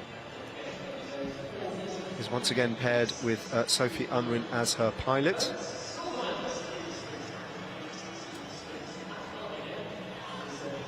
And they are very, very strong favourites here to take this title. I think that's it's safe to say that. But it's not ideal from Sophie Unwin's perspective, is it, that Jenny Holt has had a 20-kilometre points race already in those legs? It's not. They do have 16 seconds to spare compared to their qualifying time this morning to Bullen and Jessett. So Unwin and Holt this morning did a 4:35.629. Bullen and Jessett a 4:51.792. So they do have time in hand compared to them. Of course, like you say, Jenny Holt competing in that points race, she was racing it really well, really strong there. So hopefully she has enough for this individual pursuit. It's one of the hardest races on the track because it is an all-out effort. So this for the gold medal in the individual pursuit for the women's Para B.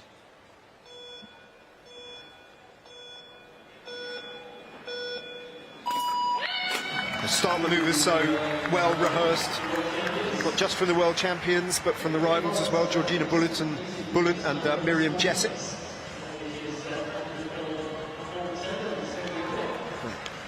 It is poetry in motion to watch Holt and Unwin go about their business. Almost intuitive, the way they just know instinctively what phase, what to do when, pinpoint accuracy with the timing. There are, well, both teams now. Very smooth. Taken about a lap to get up to speed enough to get in those extensions and into that aero position. They'll still be gaining time at the moment. Currently a 16.4 second lap for them, so really starting at a good pace here, and potentially we could be looking at another catch for this win and to try and get this ride over fairly quickly. They're already gaining quite a lot of time now.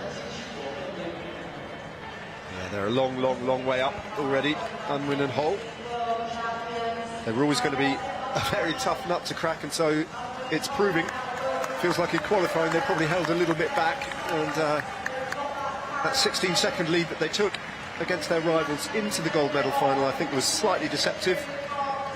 The difference in class is a little bit wider than that, as they are proving right now. Jenny Holt with those tired legs, already with 20 kilometres of points racing in them. Quite apart from the competition that both Unwin and Holt have already laid down here on the Manchester track over the course of yesterday afternoon and evening. We can see them all both riding to schedule, having a coach with an iPad just at the start of each banking, giving them that lap time so they can keep riding to that schedule. Of course, they have the riders in front of them in their sight, and that's the main thing, is to, it's not about qualifying a time now, it's about getting the fastest time, catching, or just beating the opponent on the other side of the track. Well, you sense that the catch isn't too far off now. Past the halfway point, so they haven't caught their opponents quite as quickly as Amelia Robertson and Rebecca Richards did, but they're not too far off, and the gold medal is incoming. They're world champions for a reason, and they are about to clinch gold here at the British National Championships. The irrepressibly brilliant Holt and Unwin, a class act, and this time they sit up and celebrate. Their opponents will race on, but victory is complete. The silver medal will go to their opponents, Georgina Bullen and Miriam Jessett.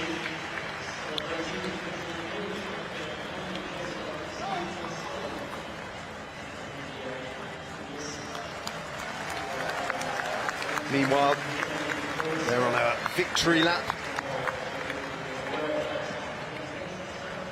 It's Bullen and Jessett have 1,500 metres of their individual pursuit still to go.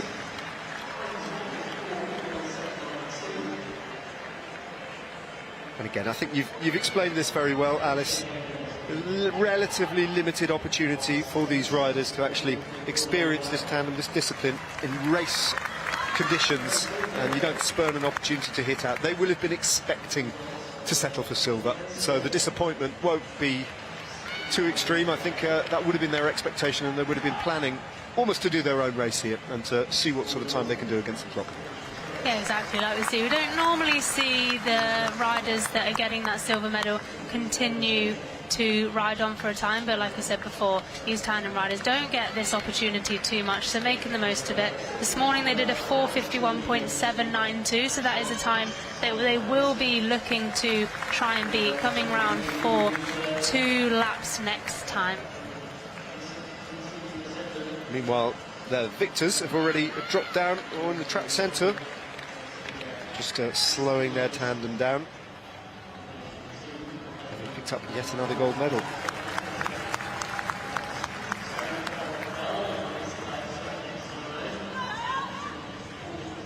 So they take the belt.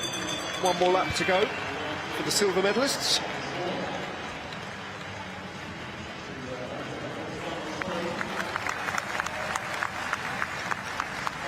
Time they did in the last round in qualifying was 4:51.79. That would be the target immediately to aim at. And they're a couple of seconds up on their qualifying time. So they've gone under 4:50, which might well, who knows, might well have been their target. Signing off in style and picking up a silver medal, making their way. And that was the real contest. The fact that they are even in the gold medal match was the real result that they got here. Edging out, because it was quite close, the Story Racing rider, to take their place in the gold medal match and guarantee themselves the silver. Yeah, exactly, and using this opportunity, like they said, getting a faster time by 2 seconds in this morning, and that's one of the hardest things to do, is being able to back up these rides in the same day, so really strong from them.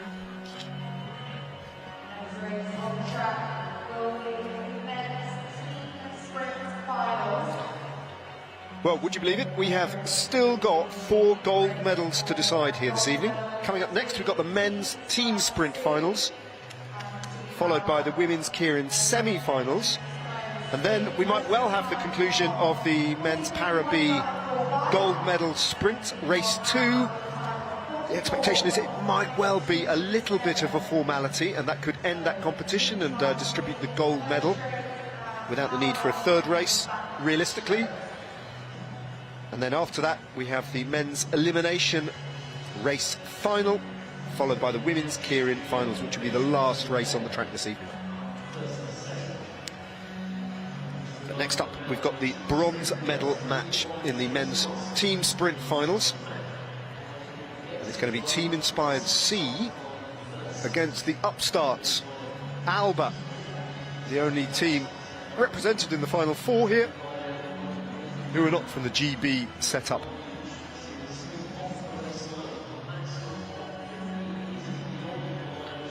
Archie Gill will be first man off for Inspired C, followed by Joe Truman. And it'll be actually, or will it be Lyle Craig in second, and then Joe Truman, I think, to finish it off, possibly.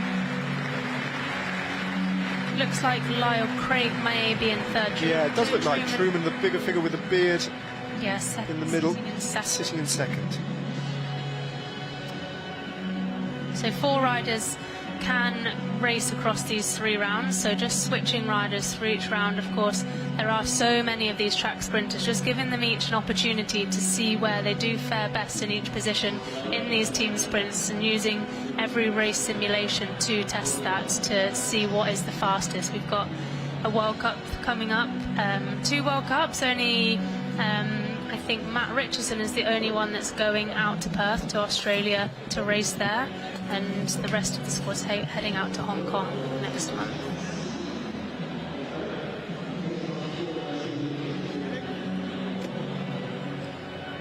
Right then, the Alba team. Anthony Young, man number 1, Niall Monks, number 2, delivering the veteran Peter Mitchell, man 3, to take on the final lap.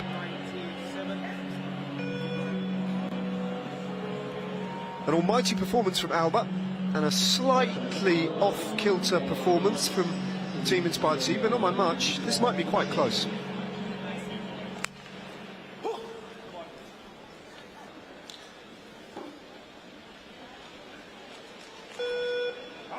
Archie Gill just geeing himself up there. He's got the responsibility of leading off the team in blue. Man one. They've full started twice, have the Team Inspired outfits.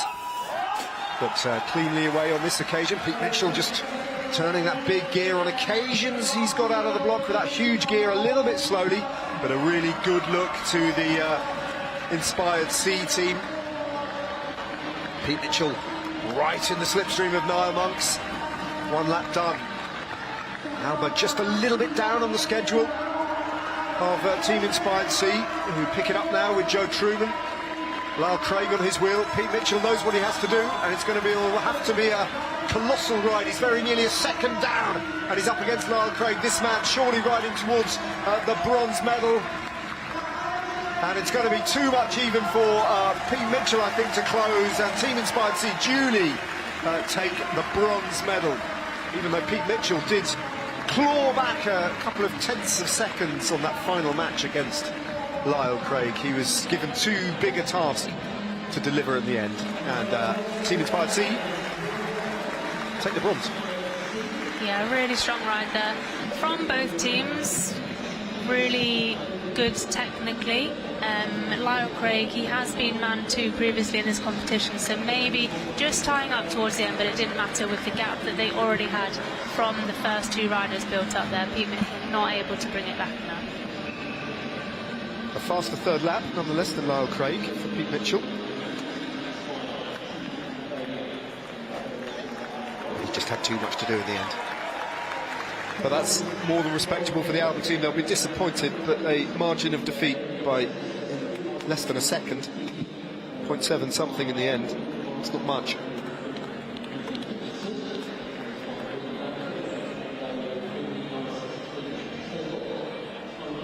So whatever happens now, Alice, all 3 medals are going to be won by Team Inspired. Yeah, they are. There's going to be a sea of navy on the podium with 3 teams here all making it, which is what you would obviously expect. It's the national squad, with them being the stronger sprinters, making up a team sprint. It's obviously going to be much easier for them as well, because they do have so much time to train day in, day out at this velodrome. And these starts as well, so important that we will see them practice as well. The time, coaching, the expertise, the home advantage, knowing this track inside out, and the equipment that they're provided with. They're under a lot of pressure to deliver, aren't they? They've got it all going for them. But this is the gold medal match. And this is the B team. Ed Lowe, Hamish Turnbull, Hayden Norris to finish it off. And the A team featuring Harry Radford, Marcus Hiley, and the last man, Matt Richardson, who, if something goes wrong with their team, is a kind of get-out-of-jail-free card. He is, and we've not seen him go full gas. We saw a little bit in the last round where he did push on a bit more and really built that gap up really quickly in that final lap. Very, very good start from Richardson, who's off. He'll slot in at the back of Team A. You're looking at Team B. There's Richardson, the only rider with a black helmet, quite identifiable there. Nothing to separate them through the first lap as the next riders take over, and it's still very, very tight. Just a tenth of a second separating A from B. And Team A just slightly on the back foot now, so Richardson is going to have to potentially get them out of jail just a little bit. There's almost nothing to separate them, just 0.06 of a second, but they have the advantage at the finish line of this man. Matt Richardson is going to take this one home, and he's going to deliver that gold medal. Class, and he needed to be as well, because that was tight all the way. Almost nothing to separate those 2 teams, save for the contribution of this man. And he needed to be bang on form to turn that around, and in the end, win the race by over a second. He's the difference, isn't he, between the 2 teams? Impressive to be able to take out that second on man 3 on the other side of the track. Harley just struggling slightly to get on there at the start, so in his lap wasn't able to bring out a gap like we, I think, saw him in the previous round from his lap, but a very strong ride from both teams, setting some fast times there.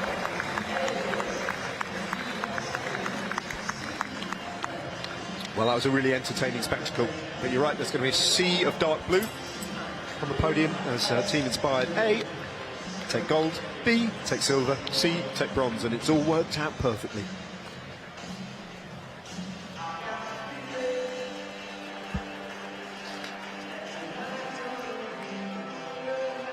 So we switch our attention from the men and the sprinting to an endurance race, to another sprint competition, but it's the winning this time, and it's the Keirin semi-finals next up on the track.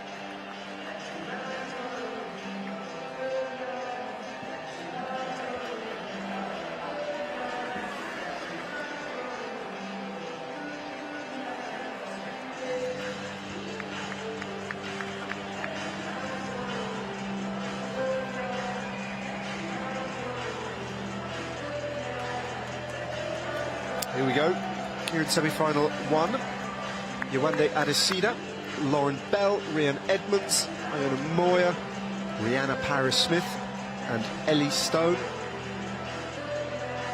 Those two riders coming through the repechage.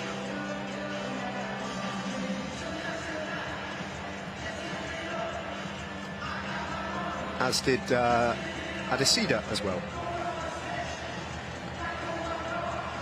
So Lauren Bell, Rhian Edmonds and Iona Moya there, having qualified with one fewer race. And the woman in the foreground of your shot there, Rihanna Paris-Smith, plus Ellie Stone and Yewande Adesina coming through the ordeal of repechage.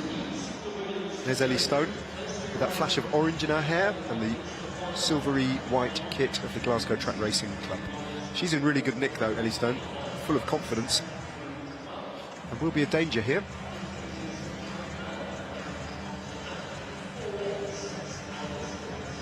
So the way this works in terms of progression from the semi-finals to the last two races is the first 3 riders in each of these 2 semi-finals will qualify for the final 1 to 6, and all the other riders will advance to the final 7 to 12.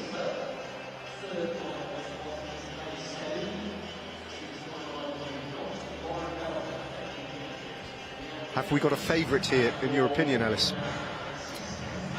Oh, throwing me on the spot there. I think Lauren Bell, she's a strong Keirin rider. She also didn't race in the team sprint yesterday, and unlike 3 of these riders, has come straight through to this round from the first round. So I would say Lauren Bell, but of course we've 4 team-inspired riders here, along with a couple of other really strong riders who we've seen impressive rides from so far. Lauren Bell, the rider you're just talking about, is sitting there in second place, tucked in behind Rihanna Paris-Smith. Ellie Stone behind her. And then comes Iona Moya and Rhian Edmonds. Yewande Adesina, who's a private member, is right at the back at the moment. Ellie Stone just sandwiched between 4 team-inspired riders.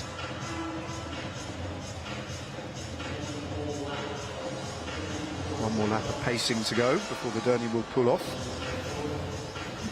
The pace just creeps up. And Lauren Bell has got a real favourites position there, hasn't she? Just on the wheel in second place, keeping an eye on what's coming behind. As, interestingly, Iona Moya just allows a little gap to open up, that she forces Rhian Edmonds to come over and close, and Moya gets onto the wheel of Edmonds. That was a smart bit of riding, just teasing her onto the front. As all over the front of this race now, there's a sea of blue. Lauren Bell asserting herself on the front, determined to take this on a long, long way out, looks round. And sees that the rider on her wheel is the aggressive Rhian Edmonds, but Bell backing herself to take this one home from the very front. Takes the Bell now, 250 metres to hold on, but watch out for Ellie Stone. She's got a really fast finish on the outside, and she can get past and round Rihanna Paris-Smith. Remember, 3 riders qualify here, so it's not about the win, it's about qualifying for the gold medal final, and it's Well, as you imagine, a sea of blue. It was Lauren Bell who won, Rhian Edmonds in second place, and Rihanna Paris-Smith, really good ride from her. Those are the three riders who qualified. Ellie Stone just coming over the top with some speed, but got stuck on the hip there and wasn't able to get around, and then just on the line, really drifting back after the efforts of being stuck above the red for so much of that race.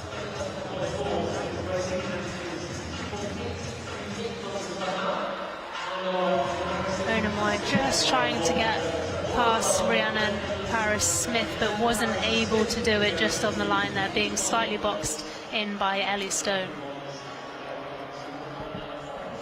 Lauren Bell rode that like a semi-final, didn't she? That's not necessarily how she's going to approach the final, knowing that actually it doesn't matter whether you come over the line in first or third. Taking it on from that far out is not something she'd necessarily be minded to do if she's riding for a gold medal, right? It's not necessarily, unless you're feeling super confident, just take it out and challenge all comers to come past you, but it was a long way out that she took that on from. Yeah, it was a very long way out, and when we get into the final, we may see riders coming with that rush and being able to get over in that last lap as well, so more risky and more risk of dying off as well. Well, rider number 26 has got a second name. Her name is Keirin Hinton, but the rider above her is the one, I think, who, at least from the neutrals perspective, will be drawing a lot of attention. Team Inspired, all-conquering Parisian Olympian Emma Finucane. Also from Team Inspired, Georgette Rand and Larry Thomas. From the Glasgow Track Racing Club, Maddie Silcock and Rhiannon Briffa in the light blue of the Beeston Cycling Club. There are your 6 for Heat 2. The top 3 go through.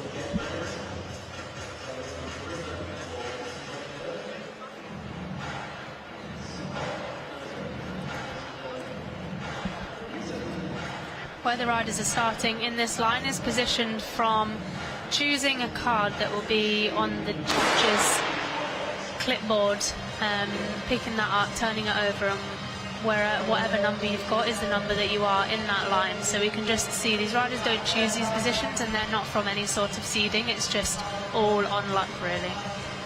But a common misconception, Alice, is that at this point in the procession in the Keirin, they can swap position. There's nothing to stop them doing that. The only rule is that they can't place their wheel behind the back wheel of, or in front of the back wheel of the Keirin. Yeah, you can choose your position, but if no one is fighting you for that position, you have to take the position that you have been drawn. And these days, we used to see where riders would fight for the wheel of the Derny, the motorbike, more because of the shelter. We used to get up to much higher speeds in the Keirin, so the shelter that the motorbike gave you was a lot more, and it was much more beneficial to be there, and especially when it pulled off of that slingshot you would get. But with the slower speeds of the Keirin now, of the Derny, riders don't fight for that position as much. Almost the opposite, because it is a relatively slow speed. It almost leaves you a little bit exposed on the front when that Derny pulls off, as he does now.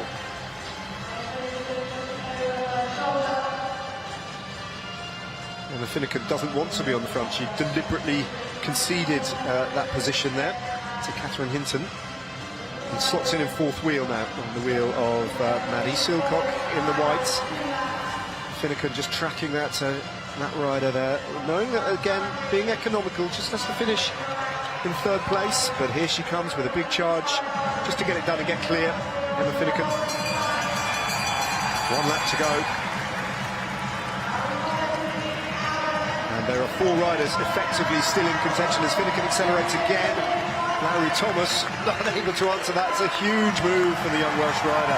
Look at that. Did she need to win by that much? Probably not. But she did, and it was the 3 team-inspired riders. Larry Thomas, I think, finishing in second place, and Georgette Rand was the third. So, unless I've miscalculated, the Keirin final will be contested by 6 riders from the GB setup of Team Inspired. Another sea of blue skin suits. That will be Are we staring at the numbers on their backs? That was impressive by Emma Finucane. It was almost like she couldn't help herself. It was, and she did drop back. She knew she was exposed on the front, wanted to find a wheel that she could use. Laurie Thomas was the rider who did go over the top, and she just followed her until she decided to kind of attack and go it alone with just over a lap to go.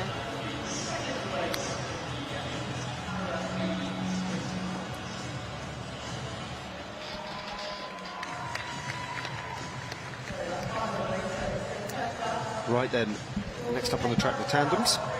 Back again, and it's the gold medal race.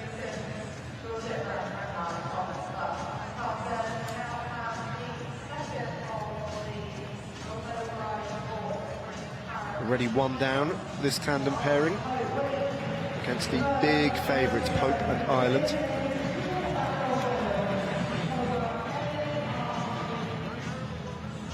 Tim Caldwell and Ben Elliott.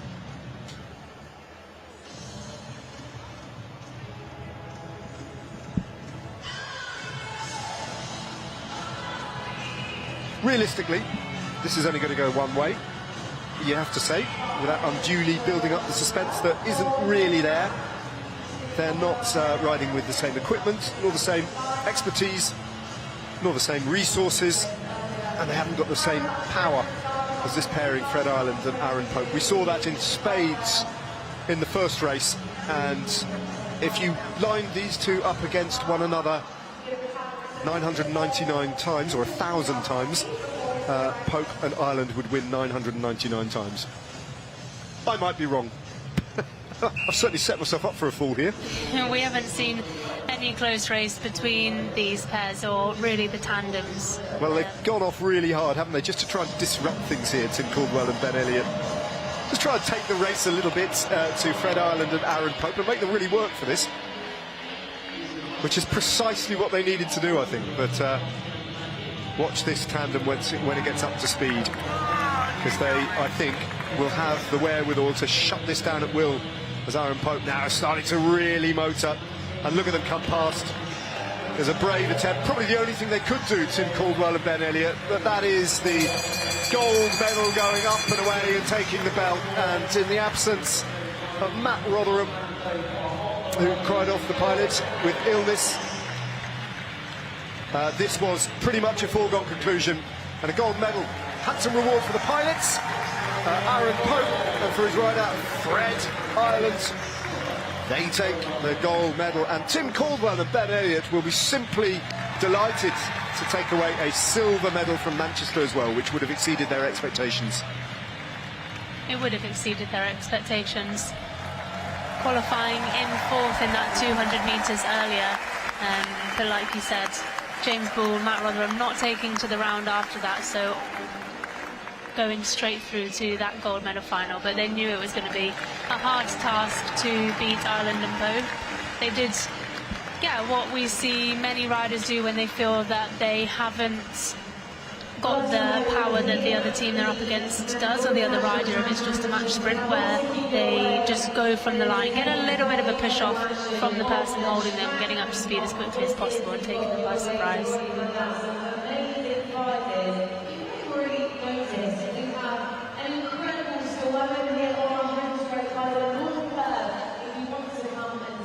Time to pause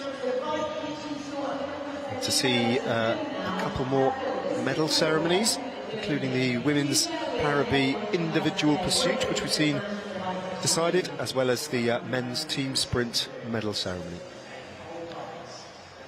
After those are concluded, we'll have two more races this evening, absolute belters as well. The men's elimination race, that's the final, followed by the women's Keirin final. Well, the finals.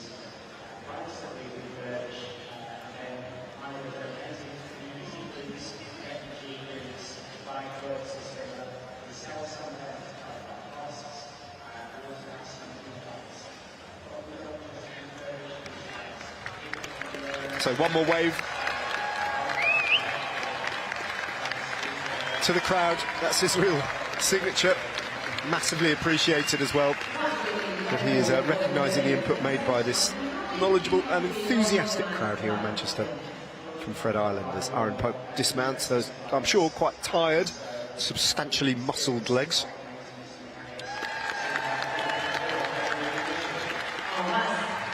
Pilot and rider make their way into the track centre then, in the knowledge that they will be up on the podium fairly soon, before the evening is out, to collect a gold medal and hang around their necks.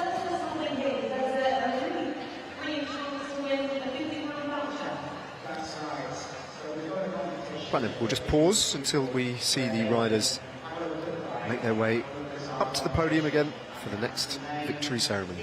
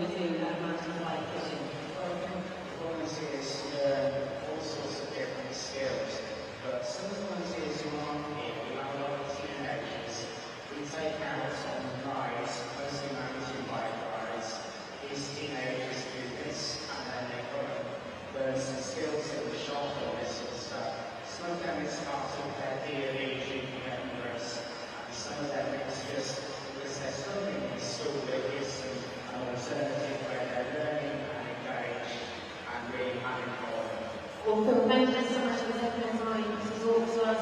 We love what you're doing and the live lecture is absolutely phenomenal. So if you haven't already done so, please do come on over. As I said, from the home straight, just by the North Club. There's lots still about here, lots of food that's for you to take away as well. And I'm sure you're all really happy to have a chat with you. But thank you once again for your time and everything you're doing with Manchester Live Kitchen. So we love the pay visit to Phil and his brilliant team.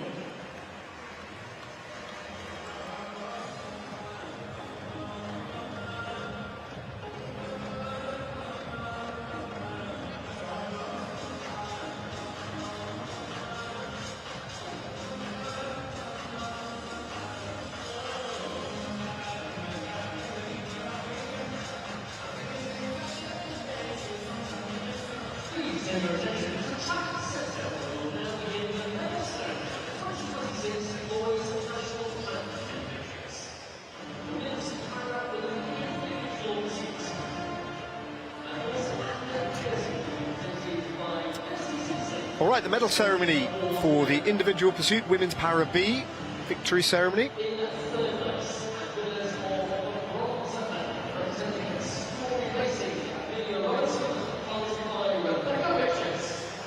And it's Amelia Robertson, piloted by Rebecca Richards.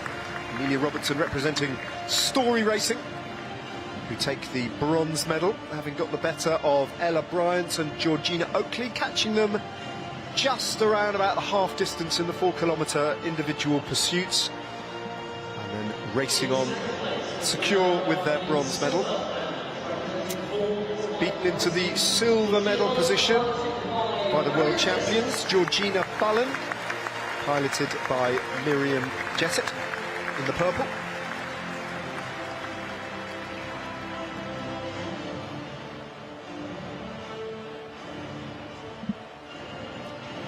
Born to Bike, the racing team, is the team that Georgina Bullen rides for, and a silver medal to take home. But this very much the expected result for the world champions. They would have felt very confident about this before, and they delivered a performance of real skill, fluidity, strength and experience and confidence, knowing that they've got the wherewithal and the armoury to get the better of the opponents they faced here in Manchester. They duly delivered. They live up to their favourite status time and time again. It's Jenny Holt, who's had a heck of a programme this evening, opening this evening's racing and taking part in the points race and being quite active within it as well, and then switching roles to pilot Sophie Unwin to victory in the individual pursuit women's para B final, and another gold medal for them.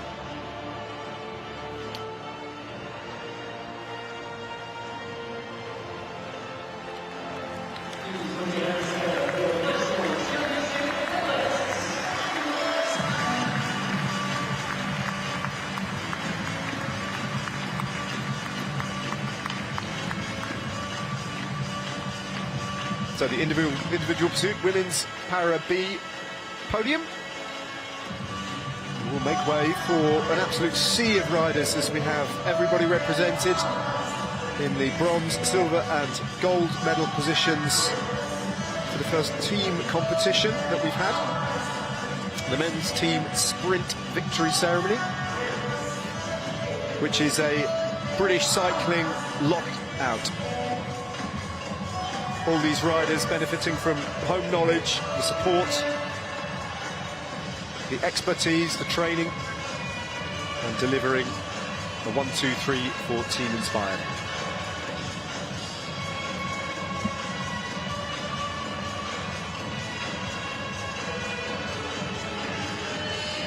Alice, I'm going to lean heavily on your recognition skills of all these riders, all wearing identical kits, who are about to make their way onto the podium en masse.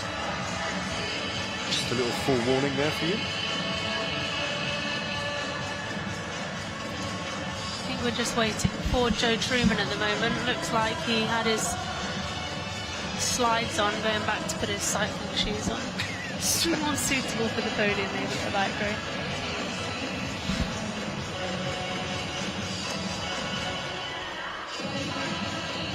One of the great anomalies, I think, of particularly road racing. You must have experienced this so many times, Alice, that very often you're asked to go to the podium, often in freezing, wet, cold conditions, and you have to walk up the back steps of a podium with your cleats on and cycling shoes. I don't know whether the teams that you raced for had thought ahead and brought you a nice pair of warm trainers, dry trainers to put on, but the amount of times you see these world-class, highly paid riders teetering around on their cleats on these precarious little ladders kind of blows my mind sometimes, cycling. Yeah, it can be difficult, I guess. Often we do get changed behind the podium, have a full change of clothes, but I'd insist on it. everyone does have a different size foot, that's the problem, so you can't have a pair of shoes for everyone if you're not sure who's going to win that, as we're just seeing the riders getting ready now for the presentation. The C team in third place, the B team in second place, and the A team in first place. It really was that simple, according to their seedings.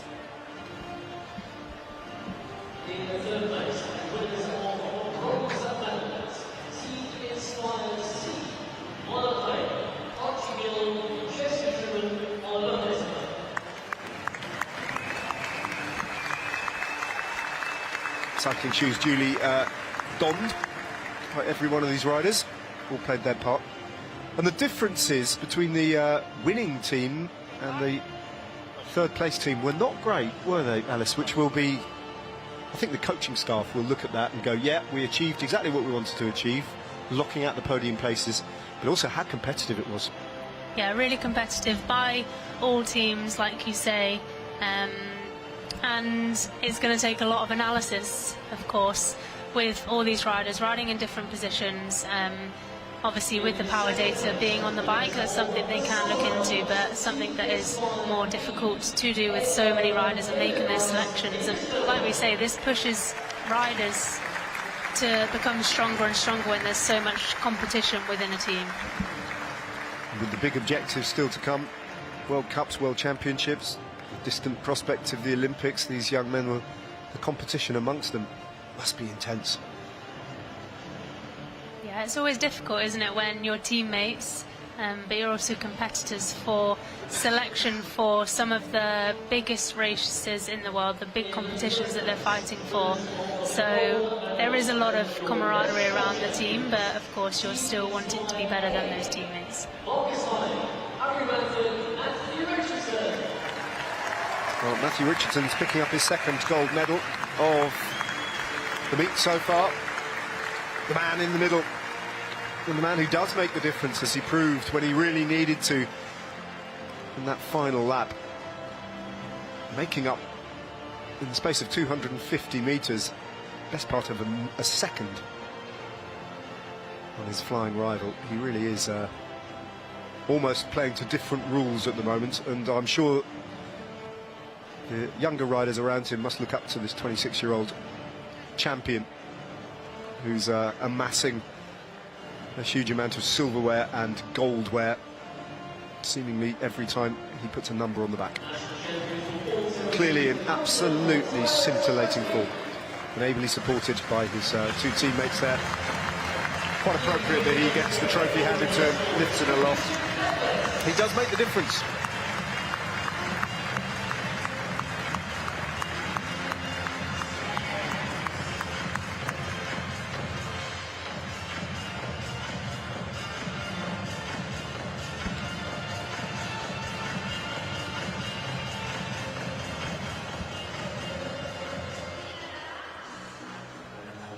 So with that medal ceremony done, we should get the next race, the penultimate race of the evening, underway fairly soon. And it's the men's elimination race.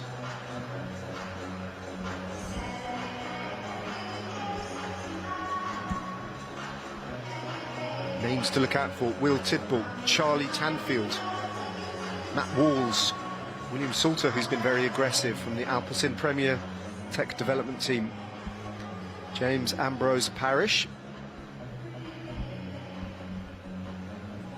And let's just have a little listen to Hull and Unwin. Congratulations, guys. That was an amazing ride. How happy were you with that performance? Really happy with that. I think we did a really good ride in qualifying, and then to come back and back it up and get the catch was really nice. Yeah, I bet. Jenny, having ridden an 80-lap points race earlier, I bet you were quite pleased to finish that halfway through. Yeah, definitely. I mean, I'd have liked to get it over quicker, but I could see them from maybe 3 or 4 laps in, and that catch felt like it took a long time, but it was nice to get it over with in less than 16. Great. You're both looking super strong. How happy have you been with your performances this weekend? Really happy. I think every ride we've done has been what we were wanting, and it's really nice for us to see that at this point in the season. We're right at the start of our year, so it's really nice to come out and do such solid rides. Amazing. And what's next for you guys? We are going into our road season. Yeah, hitting the road for the Road World Cups, and then World Champs later on in the year with the commies for Sophie. It'll be a fun year. All the best. Good luck with everything, and congratulations. Thank you. Yes, congratulations indeed. Just to go back to just name-checking a few riders to look out for in this elimination race as we look at the field. Will Tidball, Charlie Tanfield, already crowned here in Manchester, the individual pursuit champion, national champion. William Salters looked very good for the Alpecin development team. Matt Walls, haven't seen the best of Matt Walls yet, but this is the kind of discipline that suits him very well. And the defending champion, James Ambrose Parrish. As the list goes on, Frank Longstaff, one to look out for. Will Roberts, already a silver medalist here. Rhys Britton's looked good. Matt Bostock, already the winner of the Scratch Championship. Sam Fisher, also one to look out for.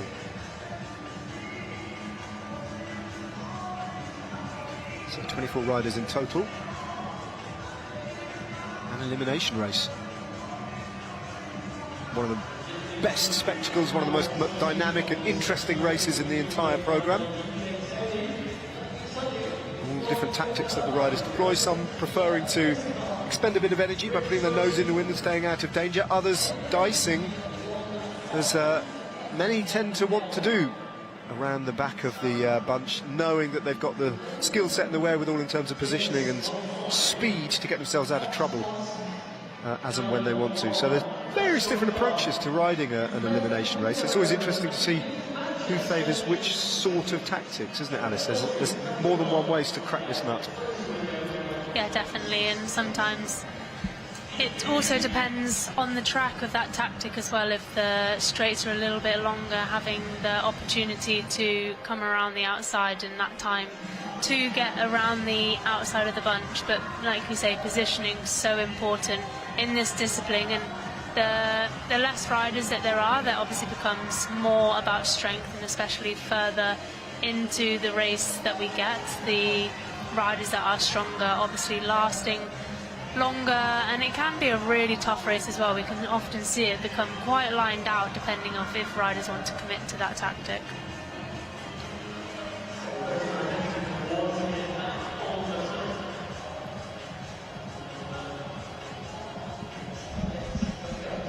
So final preparations being made by the 24 riders making their way onto the track. And finally the elimination race. every other lap, a rider will be eliminated until we're down to 2. Riders to look out for. Ones I've name checked, but James Ambrose Parrish, let's not forget, is the defending champion, rider number 3.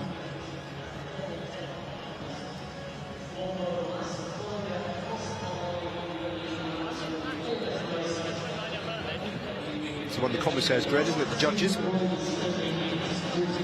who are charged with the task of immediately working out on the spot which rider has definitely been eliminated and announcing it, so that rider knows that their time is up. It's not always as straightforward as it looks.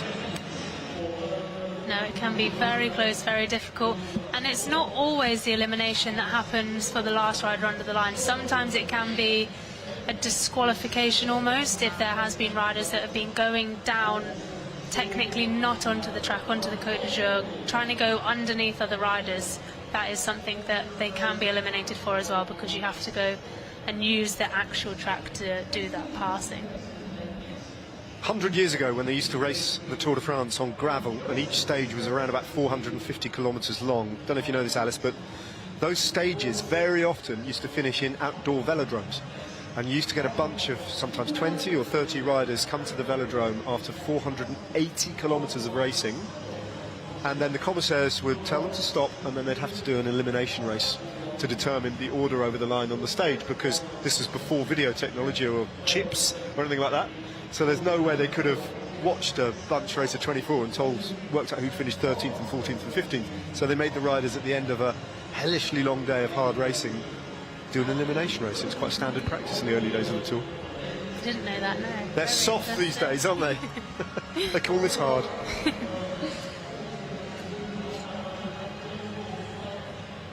There's the newly crowned scratch race champion, Matt Bostock. All the attributes to get this race won. If luck goes his way and he reads the race well and he's got the legs to back it up, absolutely no reason why he shouldn't double up and take another gold medal here. Still waiting for, by the looks of it, Charlie Tanfield and Will Tidball. There's Tanfield just making his way up the banking.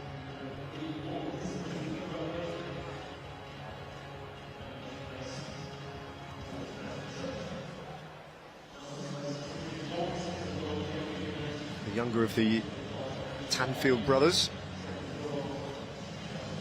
Harry Tanfield being the other equally established name.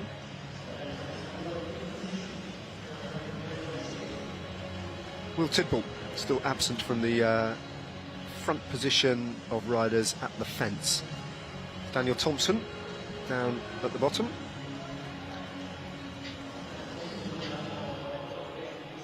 So Tidball arrives, and so too does Bostock.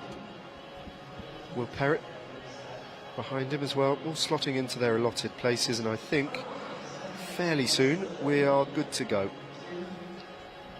Will Perrett, the last just to get himself sorted and into position. Clipped in and held. One formation lap. And then the starting pistol will fire. And let the fun begin.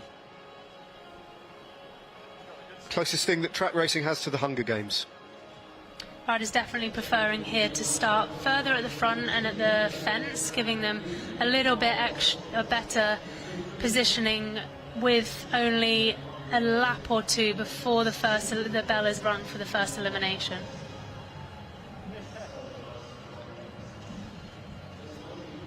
All of which means young Archie Fletcher, rider 48 down at the bottom, last rider in the line, is in the most disadvantageous position as they roll off the line. He'll be looking for a very good push-off, and he did get one there, so just trying to get up to speed. Like you say, he will have to do the hard work moving up, and normally in this race we will see the riders keep the speed a lot higher than what we may do in a scratch race or a points race before we hear the gunfire. The pace is much higher than those races. So Daniel Thompson takes the starting pistol, around they go. Charlie Tanfield also towards the front. Just looking at the back of the race, that's really where the action is, to see which riders are in trouble as they take the bell. One more lap. And it's rider Zach Barber and Sam Martin most immediately in danger, but another rider is just being brought into the mix there. Rider number 60, who's in real danger. But it's 91, and that is Sam Martin, who will be eliminated. First rider to go, Sam Martin.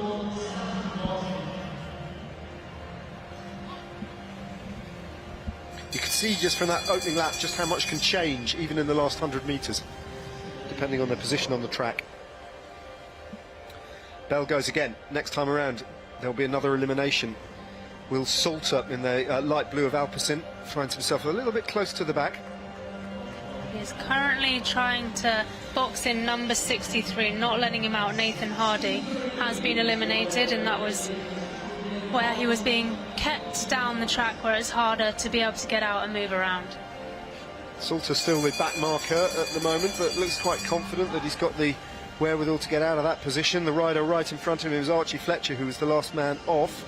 So Fletcher versus Salter at the moment. Salter just making his move on the outside to put Fletcher potentially into difficulty. Salter's got a job on his hands there. We'll wait to see what the judges say. Well, Salter,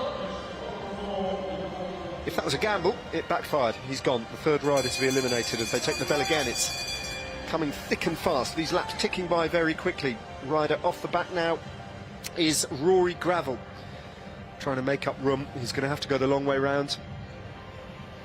Or can he dive down and use a bit of that speed off the banking? Oh, that's close. I think it might be Fisher, is it? Sam Fisher. Yeah, Sam Fisher from the Wales Cycling Academy has been ruled to have lost out on that round. Will Roberts, the silver medalist from the scratch race yesterday, he was almost out of position at the bottom of the track there, fixing that error, moving back to the front over the top now. Rory Gravel again in a little bit of difficulty at the back. Rider 60, but he's got that good position on the track, and it looked like the rider right at the bottom. Ben Gibson, I think, at the bottom of the track. Yeah, the bottom of the track was trapped with nowhere to go. Ben Gibson. Yep.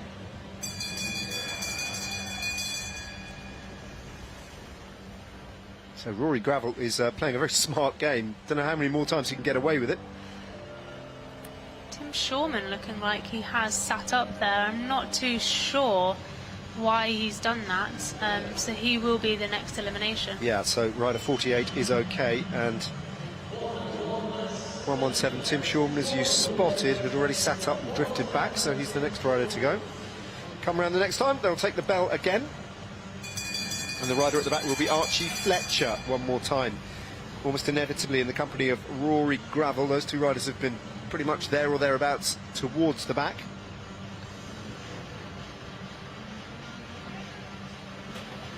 Gravel now, can he get away with it again? Has he got room to box someone in over the top? No, I think, ooh, again, wait for the judges. Yeah, this time his luck does run out, Rory Gravel, and finally, that was one gamble too many. It was close. Dan Thompson just attacking off the front.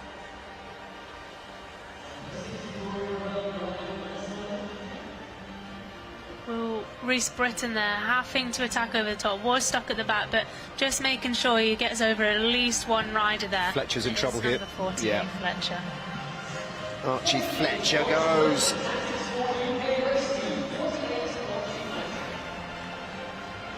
Seven riders eliminated so far.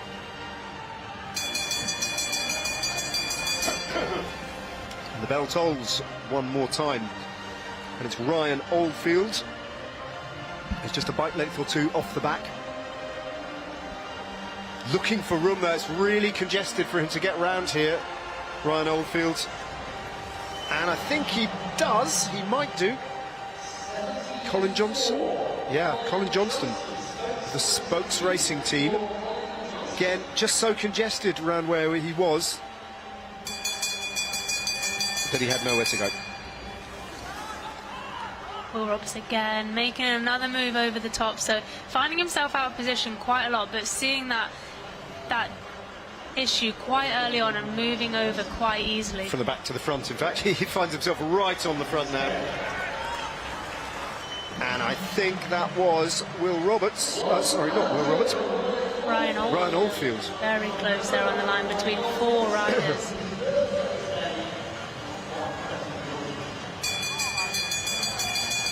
Charlie Tanfield has been hanging around towards the front, just sitting on the wheel of Will Roberts as the bell goes one more time. And the field is now getting whittled down.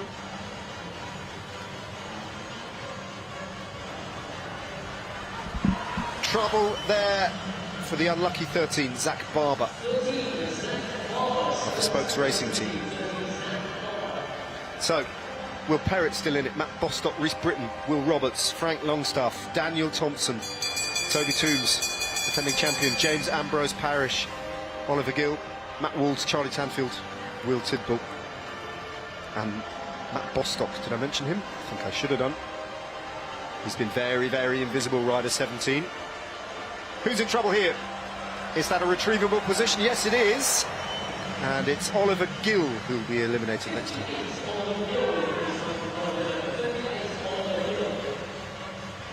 It's getting fast now, stretching things out towards the front. Bell goes again. Daniel Thompson is the last rider, but he's sweeping around on the outside. Every single one of these efforts you'll pay for in the end. As I think we've got our defending champion in a little bit of difficulty here. Yeah, he's gone. James Ambrose Parrish, rider number 3, boxed in. No repeat victory for him in 2026. That'll be hugely disappointing that he didn't last a little bit longer. Bell goes one more time. Starting to get really lined out now. Toby Toombs was the rider who just stretched it out on the front moments ago, but starting to pay for that effort as he's being gapped slightly at the back. I'm not sure he's going to have the legs to be able to come round. It's Matt Walls where he would need to come round, but he's just darting underneath there, but he's going to run out of room. Yeah, he ran into a little bit of traffic and Walls had enough of an acceleration just to put him out of the race. So Toby Toombs goes. Charlie Tanfield still on the front, driving it, time trial specialist. And Will Roberts has got a bike length or two to make up, and another big charge from the back to the front. We've seen that twice from him now. 9 riders left in, about to be 8, as we say goodbye to Rhys Britton. Not able to make it over the top there in enough time. With about half a lap to go, he managed to find some space, but it was just a bit too little too late. Bostock, Tanfield, those riders in particular, barely moved from the front. They have looked in a very good place. Will Tidball as well, he's not been involved in any of the difficulties. Will Perrott as well. Frank Longstaff at the moment, the rider that is being stuck down at the bottom of the track. Matt Walls is the rider trying to come over the top of him again. Oh, I think he's timed that right, hasn't he? I think Matt Walls got away with that. 86, Frank Longstaff goes, so that's the second time that Matt Walls almost casually has just put a rider out with an acceleration with the last few pedal strokes as they take the bell one more time. Will Roberts again dropping to the back. Is he going to have another acceleration in him to be able to get back and over the top of Surely these not. riders? Well, he's trying, isn't he? Here he comes from the back. He's had to do this now. This will be the 3rd time. If he can get away with it, it'll be quite remarkable. And he does. The track as well. So Matt Walls not being in enough space to be able to get over like he has been doing previously. Well, Will Roberts' race is quite extraordinary, isn't it? He's either at the front or he's off the back, and I think he's going to pay for it eventually. He takes the bell now, and he's got a mighty gap opening up in front of him as the pace only increases. Daniel Thompson. But here he comes, charging around the outside again. Will And it's Perrett's Charlie the rider. Tanfield. Perrett's the rider at the bottom of the track, usually that's it. comes out of space. Well read. Will Perrott just had nowhere to go there. For how much longer can Will Roberts continue to dodge the bullets? It's quite a ride, isn't it? It looks like he's almost given up and then just finds something and really does start to drive over the top. Daniel Thompson, the rider at the bottom of the track, so if the others are able to get over the top, it looks like he will be the rider, but is Will Roberts starting to struggle now? He's not got another one of those accelerations. One too many for... Oh, I nearly spoke too soon. Tanfield survives, Will Roberts is out.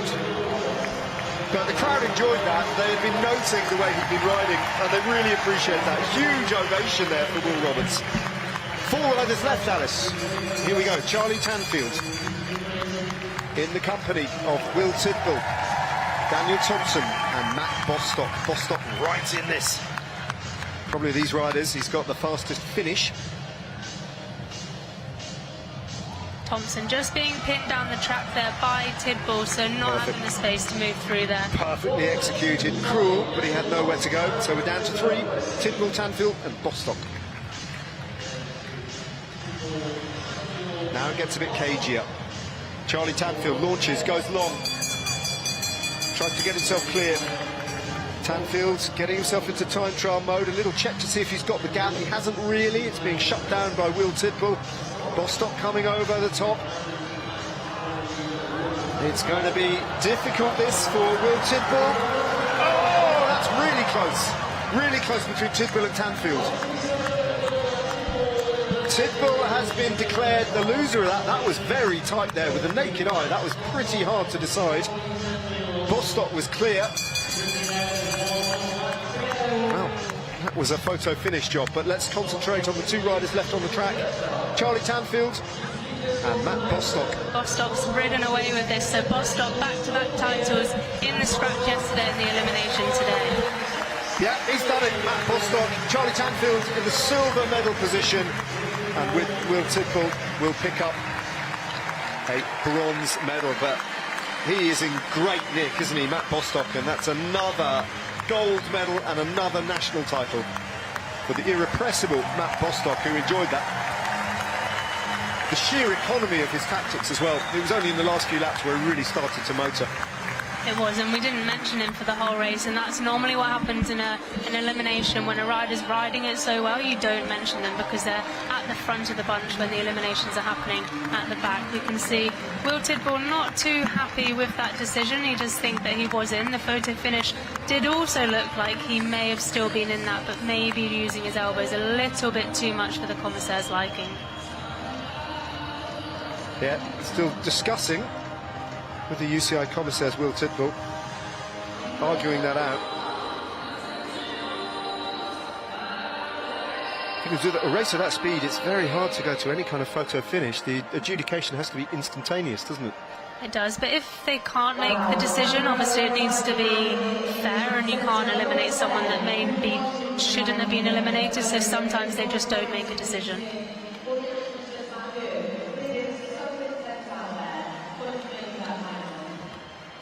Well, the biggest ovation of the entire race almost was Will Roberts' performance before he was eliminated for its sheer flamboyance. But the opposite of doing a Roberts was doing a Bostock there.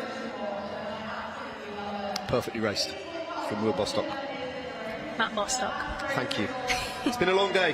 It has been a long day. 1 more race to go, or 2 more races to go in the women's Keirin. You let me get away with it once, but you thought if he says Will again, I'm going to have to pull him up on it. Matt Bostock. A lot of experience as well in the way he approached that task. But for all the experience in the world, if the legs aren't there and the form isn't there, you're not going to be winning that. No, exactly. You need to have kind of the full package for that kind of race, and also a bit of luck as well, of course.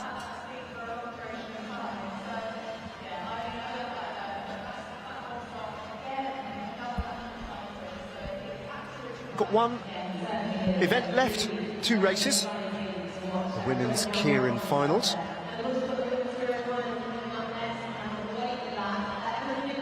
Position 7 to 12 first, and then the race for the medals after that, which will be an all-blue affair. 6 riders from Team Inspired.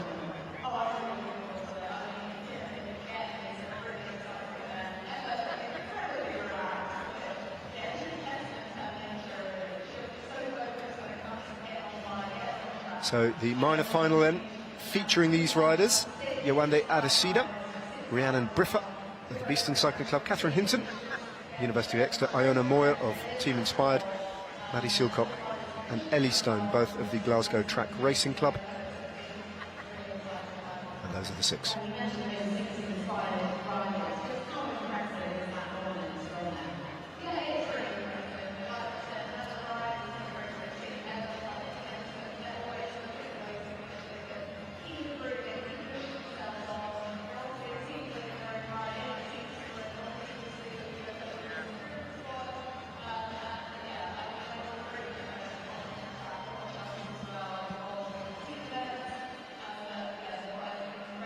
slight hiatus to proceedings while some interviews, I think, are conducted track centre and relayed over the loudspeakers to the audience here, paying attention to them.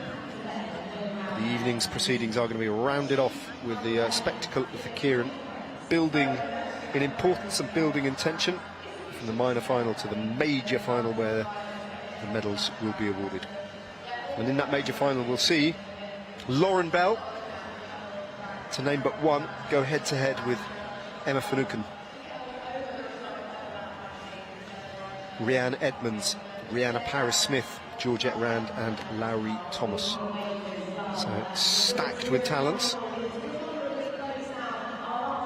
The gold medal final still to come. But I can see in the far track side the Derny is now making his way onto the track for his parade lap. The interviews are over. And on we go now. Just a sighting lap or two from the Derny rider.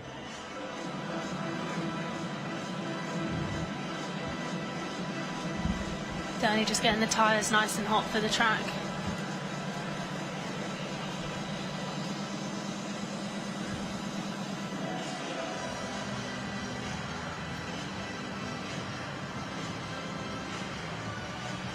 I think we may potentially have a hold up because of the elimination race, maybe. Still looking at that last elimination that did happen between Charlie Tanfield and Will Tidball. Like we saw, it was very close on the line. Either it was a mis-elimination and it shouldn't have happened, or they were looking more at the incident where he was using his elbows potentially too much. It does happen sometimes where the commissaires don't like that, but we can just see here, this is that photo finish on the line. I actually think it may have been Charlie Tanfield that should have been eliminated. You can't tell from that replay, that's too blurry an image. The momentum was all with Tidball, but did he get there soon enough? Not sure. That was definitely non-conclusive, but you might be right, it might be about the rider behaviour instead.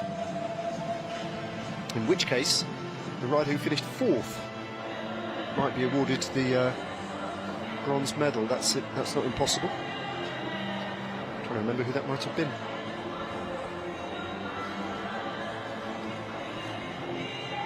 Daniel Thompson? I asked hesitatingly.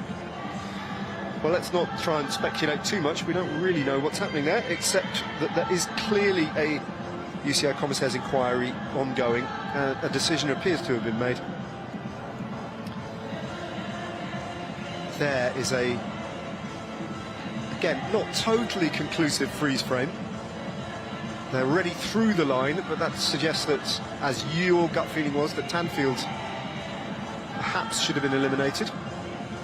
Which makes it a really difficult result, because of course if Tidball was still there, then it would have been a sprint between Tidball and Bostock. The outcome potentially could have been different. They're both very good sprinters at the end of a kind of race like that, but it's not as if they're going to get them back out on the track and make them do a match sprint. So well, 100 years ago in the Tour de France, that's exactly what they would have done. But the result for first will stand, but potentially the silver and bronze may be reversed. Which is an uncomfortable compromise if that's the case, isn't it? Because, as you say, if that decision had gone the other way, the whole race would have, the remaining 2 laps would have played out differently. But possibly the only option available to them. A lot of discussion still going on, a lot of cases still being pled. Yes, of course we are ahead of schedule here, but the Keirin riders, they have been sat there waiting. They'll be eager to get going. I think they've been given the go-ahead now. The gates have been opened, so we're going to get the minor final underway fairly soon. The Derny is poised over the other side of the track and the riders are being called forward. So just a reminder of who is in this first heat, so to speak, this first final. Yawanda Adesida, Rhiannon Briffa, Catherine Hinton, Iona Moya, Maddie Silcock and Ellie Stone, who, along with Iona Moya, for my money, is possibly the favourite. I think she's looked really good and is a little bit unlucky not to have taken her place, I think, in the medal final.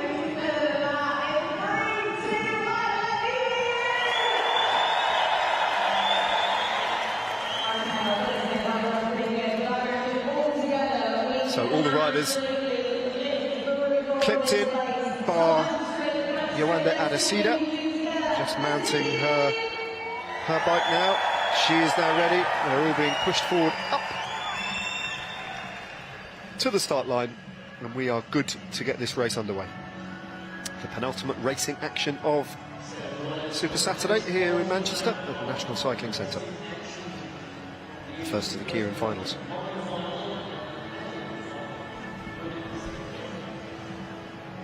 Catherine Hinton with that purple helmet. Again, unaffiliated, a private member, and alongside her, the light blue kit of Rhiannon Briffa, the Beeston team.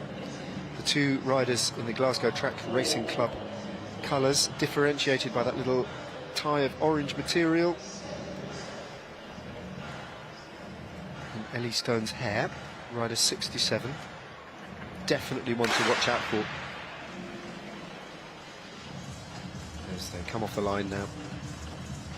And Yolanda Adesida takes a very high position on the track and will drop down to take her place at the back of this line of riders. Hinton, Briffa, Stone, tucked in behind her, Silcock, slightly smaller of the two riders, hunched figure of Iona Moya, and then Yolanda Adesida. 2 more paced laps to go as the pace just goes up a little bit. What was the thinking, Alice, behind the change of regulations about the speed of pacing from the Derny? Was it to make the Keirin a slightly more tactical affair, or? I think for maybe a safe race, the speeds that they did used to get to were a lot higher. We did used to see potentially more crashes because of those higher speeds as well. When you're at those speeds, the bikes can get so twitchy with all the force that's being put through them and the efforts that these riders are doing, and we can see that how much slower the speed is from the Derny pulling off there as this race starts to open up. Riders looking behind each other, still keeping fairly slow, no one moving up yet, but now we start to see some movement from Iona Moore looking to move up around the right hand side of these riders. Moya just onto the hip of Ellie Stone, as Hinton is the first to really show herself and offer up a sprint as Moya sweeps past Stone, followed and pursued by Maddie Silcock of the Glasgow Racing as they take the bell. Stone waiting, she's been very patient, allowing Moya to do all the work. She's really well placed on the wheel of the team-inspired rider. Now she's going to come around the outside. Ellie Stone, has she got the finishing speed to take this one out? Woof, again, photo finish required between those two. I couldn't call that. No, difficult to call from this position, but both a strong ride from both riders. Riding it slightly different, Moya wanting to go to the front. Stone was further up the line already, so just waited for her to come past, and potentially was her tactic to let her come past and just get on the wheel and then try and get round her at the last corner. Have a look at this angle, see if it shows us any more, or are we in a Tidbull Tanfield situation again? With a load of blurry lines. Yeah, we are. Lunge coming a little bit too late from Ellie Stone, just coming after the line, so not making too much of a difference, potentially even hindering her with those elbows bent so much, needing to lunge a little bit sooner. Well, it's a consolation prize at best, isn't it? That was the race essentially for 7th place in the women's Keirin competition. A minor final, but now the medal race.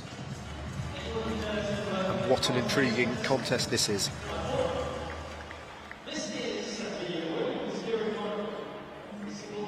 One more look at this battle for 7th place there.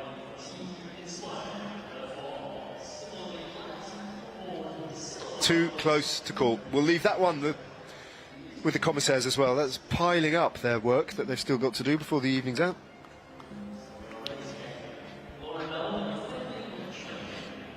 Emma Finnegan, Rihanna Paris-Smith, Lauren Bell, Georgette Rand, Rhian Edmonds, Larry Thomas.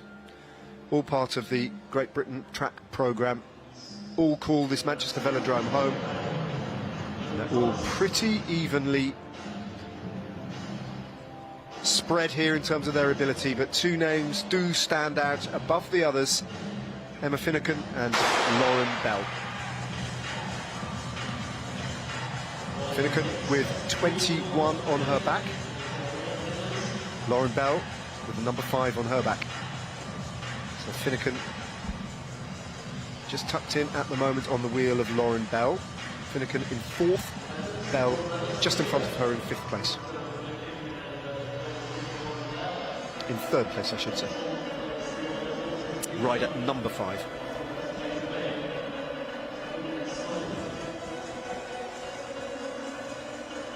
There she is, and what an extraordinary ride in the semi-final she put in, blasting away her opponents to win by 7 or 8 bike lengths. Bronze medal in Paris Olympics in this discipline as well, so already collecting the medals in this discipline. She'll want to add another national title to the collection. 100% she will, yep. 100% she will. Lauren Bell knows all about her. Just looking round to see where the young Welsh woman is, whether she has started to make a move as the Derny pulls off, and we've got 3 laps to go. The battle for gold is about to kick off between these riders who know each other so well. Bell on the front, looking round. Is that the right position for her to be? All that talent just rearing up on her wheel, and here comes Finucane making her move on the outside. Coming past, or trying to get past Larry Thomas. Hits the front now, Finucane. Can she take the racing line on the Bell? She drops down. She opens up a gap of 1, 2, 3 bike lengths. They're all after her, but they're all powerless to do anything about her. As this superstar of track cycling, the darling of Paris, wins Manchester's acclaim and takes the Keirin in some style. Different class from Emma Finucane. That was superb. It was, leaving the other riders behind and no one even able to get on the wheel and follow her as she accelerated away from the rest of them. What a way to round things off. Perhaps the biggest name in this entire track meeting this weekend, delivering, well, an absolute masterclass. As you say, the bronze medalist in the Olympic Games in Paris at such a young age as well. Those Paris legs are still there, and they're getting better and better. Those GB teammates of hers, not in the same division in that particular race. So much so that I don't know whether you know who got silver and bronze there. Well, it was very tight on the line for silver and bronze. We did see Laurie Thomas was behind her. It does look like she has been given second, Lauren Bell in third. So very Laurie tight Thomas between those two. second. Lauren Bell having settled for the bronze medal. Larry Thomas taking the silver. Absolutely no doubt. No need for the commissaires to get involved in deciphering any kind of photo finish there, because Emma Finucane was all on her own.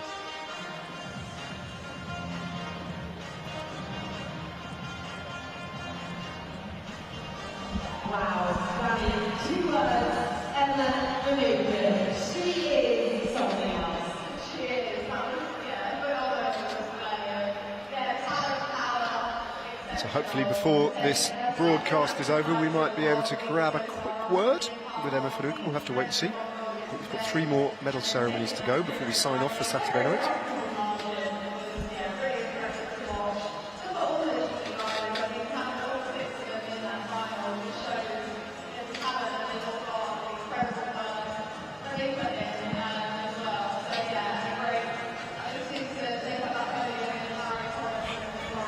So we'll let them just get themselves ready. They will be the last of the riders to take to the podium and get their medals this evening. So time to towel down.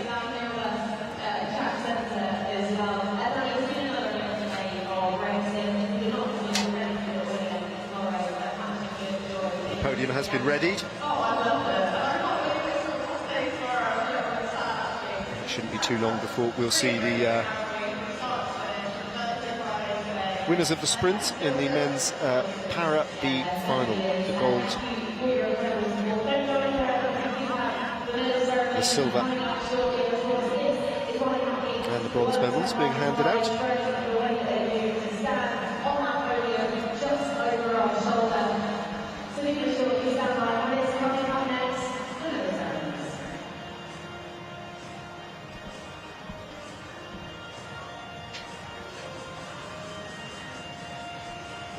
She is the most exciting athlete in the GB ranks at the moment, isn't she? Certainly as far as the women's track racing is concerned. Arguably in all of track racing, and with good reason as well. She's got so much potential in the years to come. She has, but still getting her hair stuck in a helmet. Well, that's true. Perfect, can you? No one's perfect.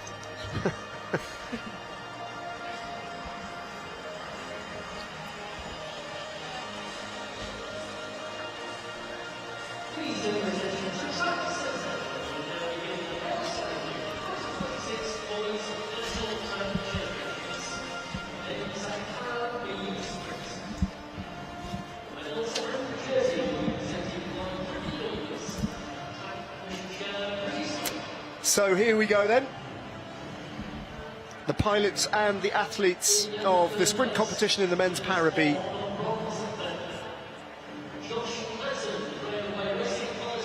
They didn't have to race for the bronze medal in the end, Josh Matten and his pilot, Brearley. It was a walkover, they didn't have to compete for it due to the withdrawal of their opponents in the previous round. So a bronze medal will be massively appreciated and a good reward for some strong riding.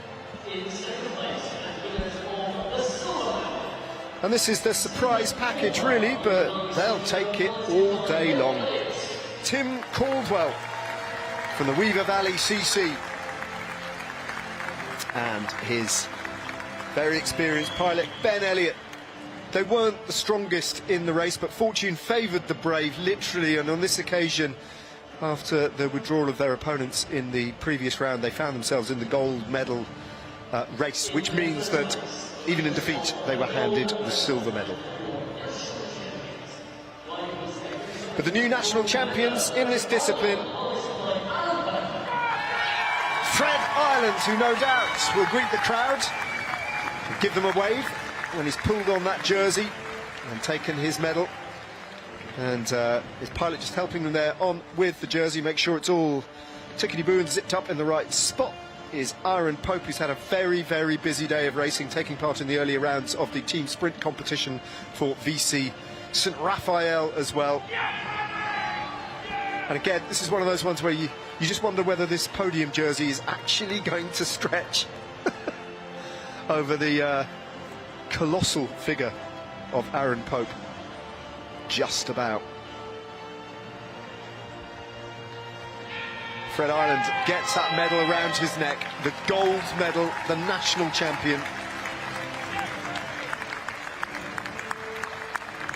And while the applause dies down, Aaron Pope has just about managed to zip up that jersey, which is busting at the seams. 2 gold medals and worthy winners as well in Fred Ireland and Aaron Pope of the men's Para B gold medal in the sprint competition.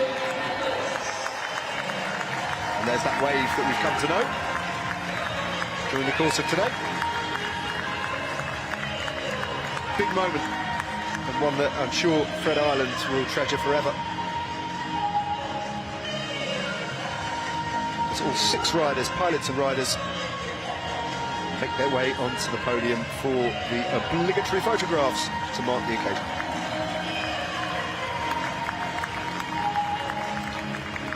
Just shows the bond that these pilots and athletes have as well, helping them with everything that they do, of course, and they'll do that throughout all their training sessions and also in the race as well, kind of telling them what's happening during the race and letting them know when they need to kick and what's going on around them.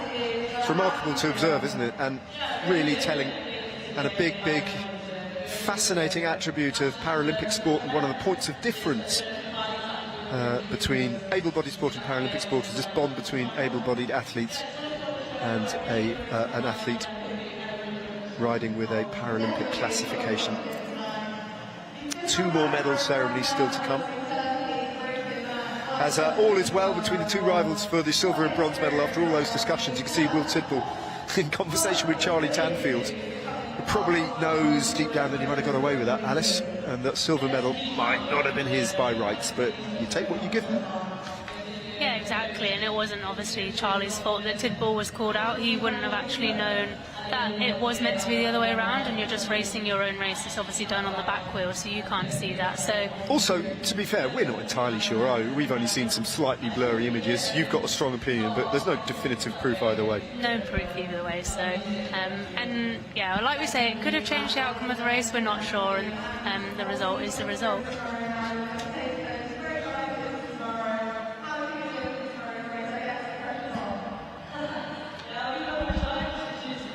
Well, after a long day of racing, with so many races and so many race results, our commentary box is strewn with paper results and start lists, and it's been quite hot up here. It's quite hot in the Manchester Velodrome, and you've just switched the air conditioning on, which has only got one setting, which is hurricane force, which means that pretty much all my notes are just blowing all over the commentary booth now. So you tell me which riders are doing what on the podium, Alice, because I haven't got a clue any longer. Now, I know now that we are looking at the 1, 2, 3 for the men's elimination race, and it was a thrilling contest, won in worthy fashion. There's no doubt about the winner whatsoever. I mean, Matt Bostock bossed it. He has, but it looks like the Might have been result reversed. has been changed with the way that they have lined up for this podium. So It does. Essentially, Tidball being given that second spot and the non-elimination. Very much looks like that. So Charlie Tanfield relegated to a bronze medal ride after all,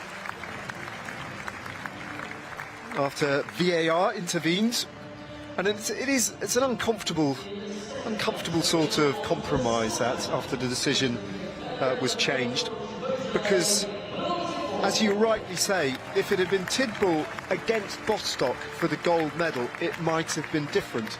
But what can you do once you've seen the, in inverted commas, injustice of the wrong decision being made? Very, very marginal call. I think this is the only compromise that you can really reach. Yeah, exactly. Kind of a shoulda, coulda, woulda kind of situation. It's a bit of a fudge, isn't it? Yeah. We can't rerun the race again. And if we did, it could have been a completely different outcome. But Matt Bostock here, picking up his second title in as many days. Scratch race, elimination race. Points race still to come for Matt Bostock.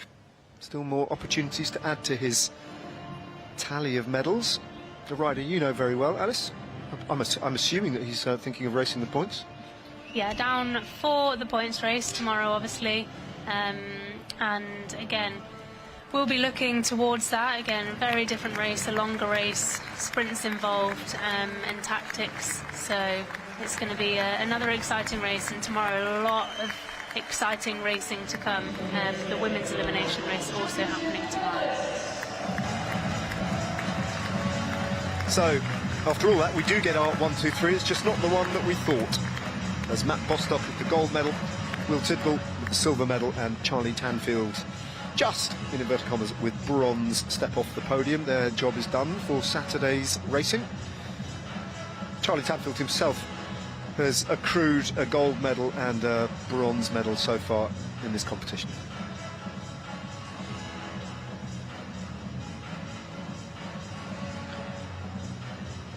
Doing their media duties before they can depart the scene, and leaving the stage clear for the final medal ceremony belonging to the top 3 in the women's Keirin competition.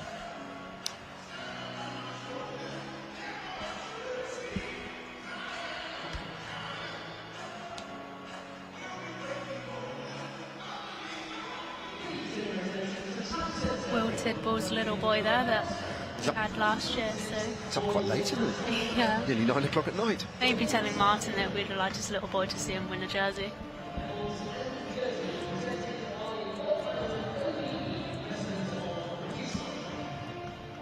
So, all blue podium, places 1, 2 and 3. Lauren Bell, third place, just edged out on the line by her teammate. Laurie Thomas. The silver medal goes to Laurie Thomas.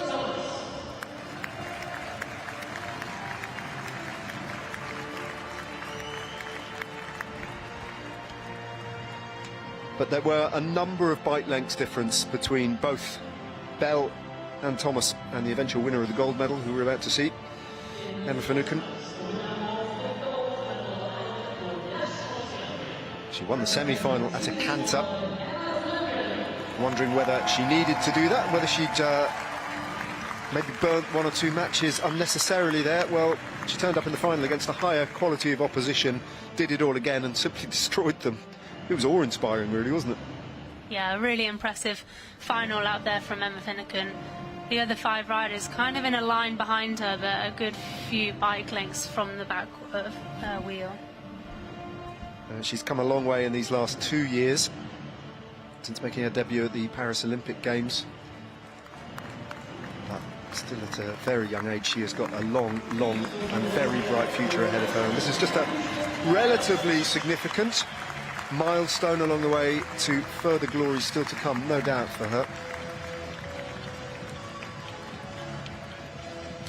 And again, the coaching staff here at the British Cycling setup here at the Manchester Velodrome will be very pleased that they have occupied all top 3 spots again in the women's Keirin, just as they did with the men's team sprint.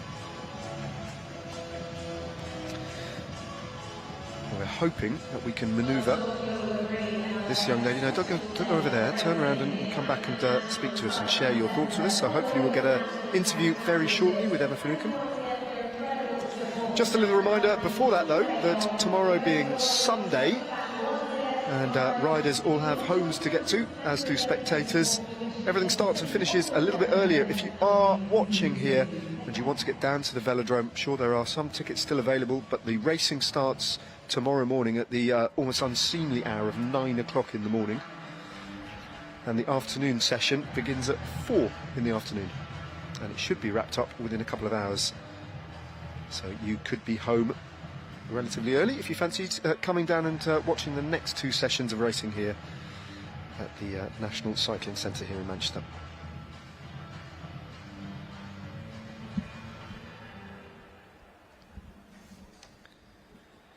As the music fades, and I can see that newly minted British Champions jersey striding her way over to the camera crew. Let's hear the thoughts of Emma Finucane. Emma, congratulations, National Keirin Champion. How much of a target was that for you, that race? Yeah, this year on a whole has been a really big target. Obviously starting off with the European champs in Konya for me, breaking that world record was the biggest moment of my career so far, and then carrying that momentum into the track nationals, putting on a show in front of this incredible crowd is amazing. We put up a really good fight, all the British girls in the final from Team Inspired, which is Team GB. And yeah, we put on a really good race. It was really fast racing, and I'm really proud of this win. Yeah, I mean, you made that look relatively easy against a high-quality field there. How happy were you with that ride?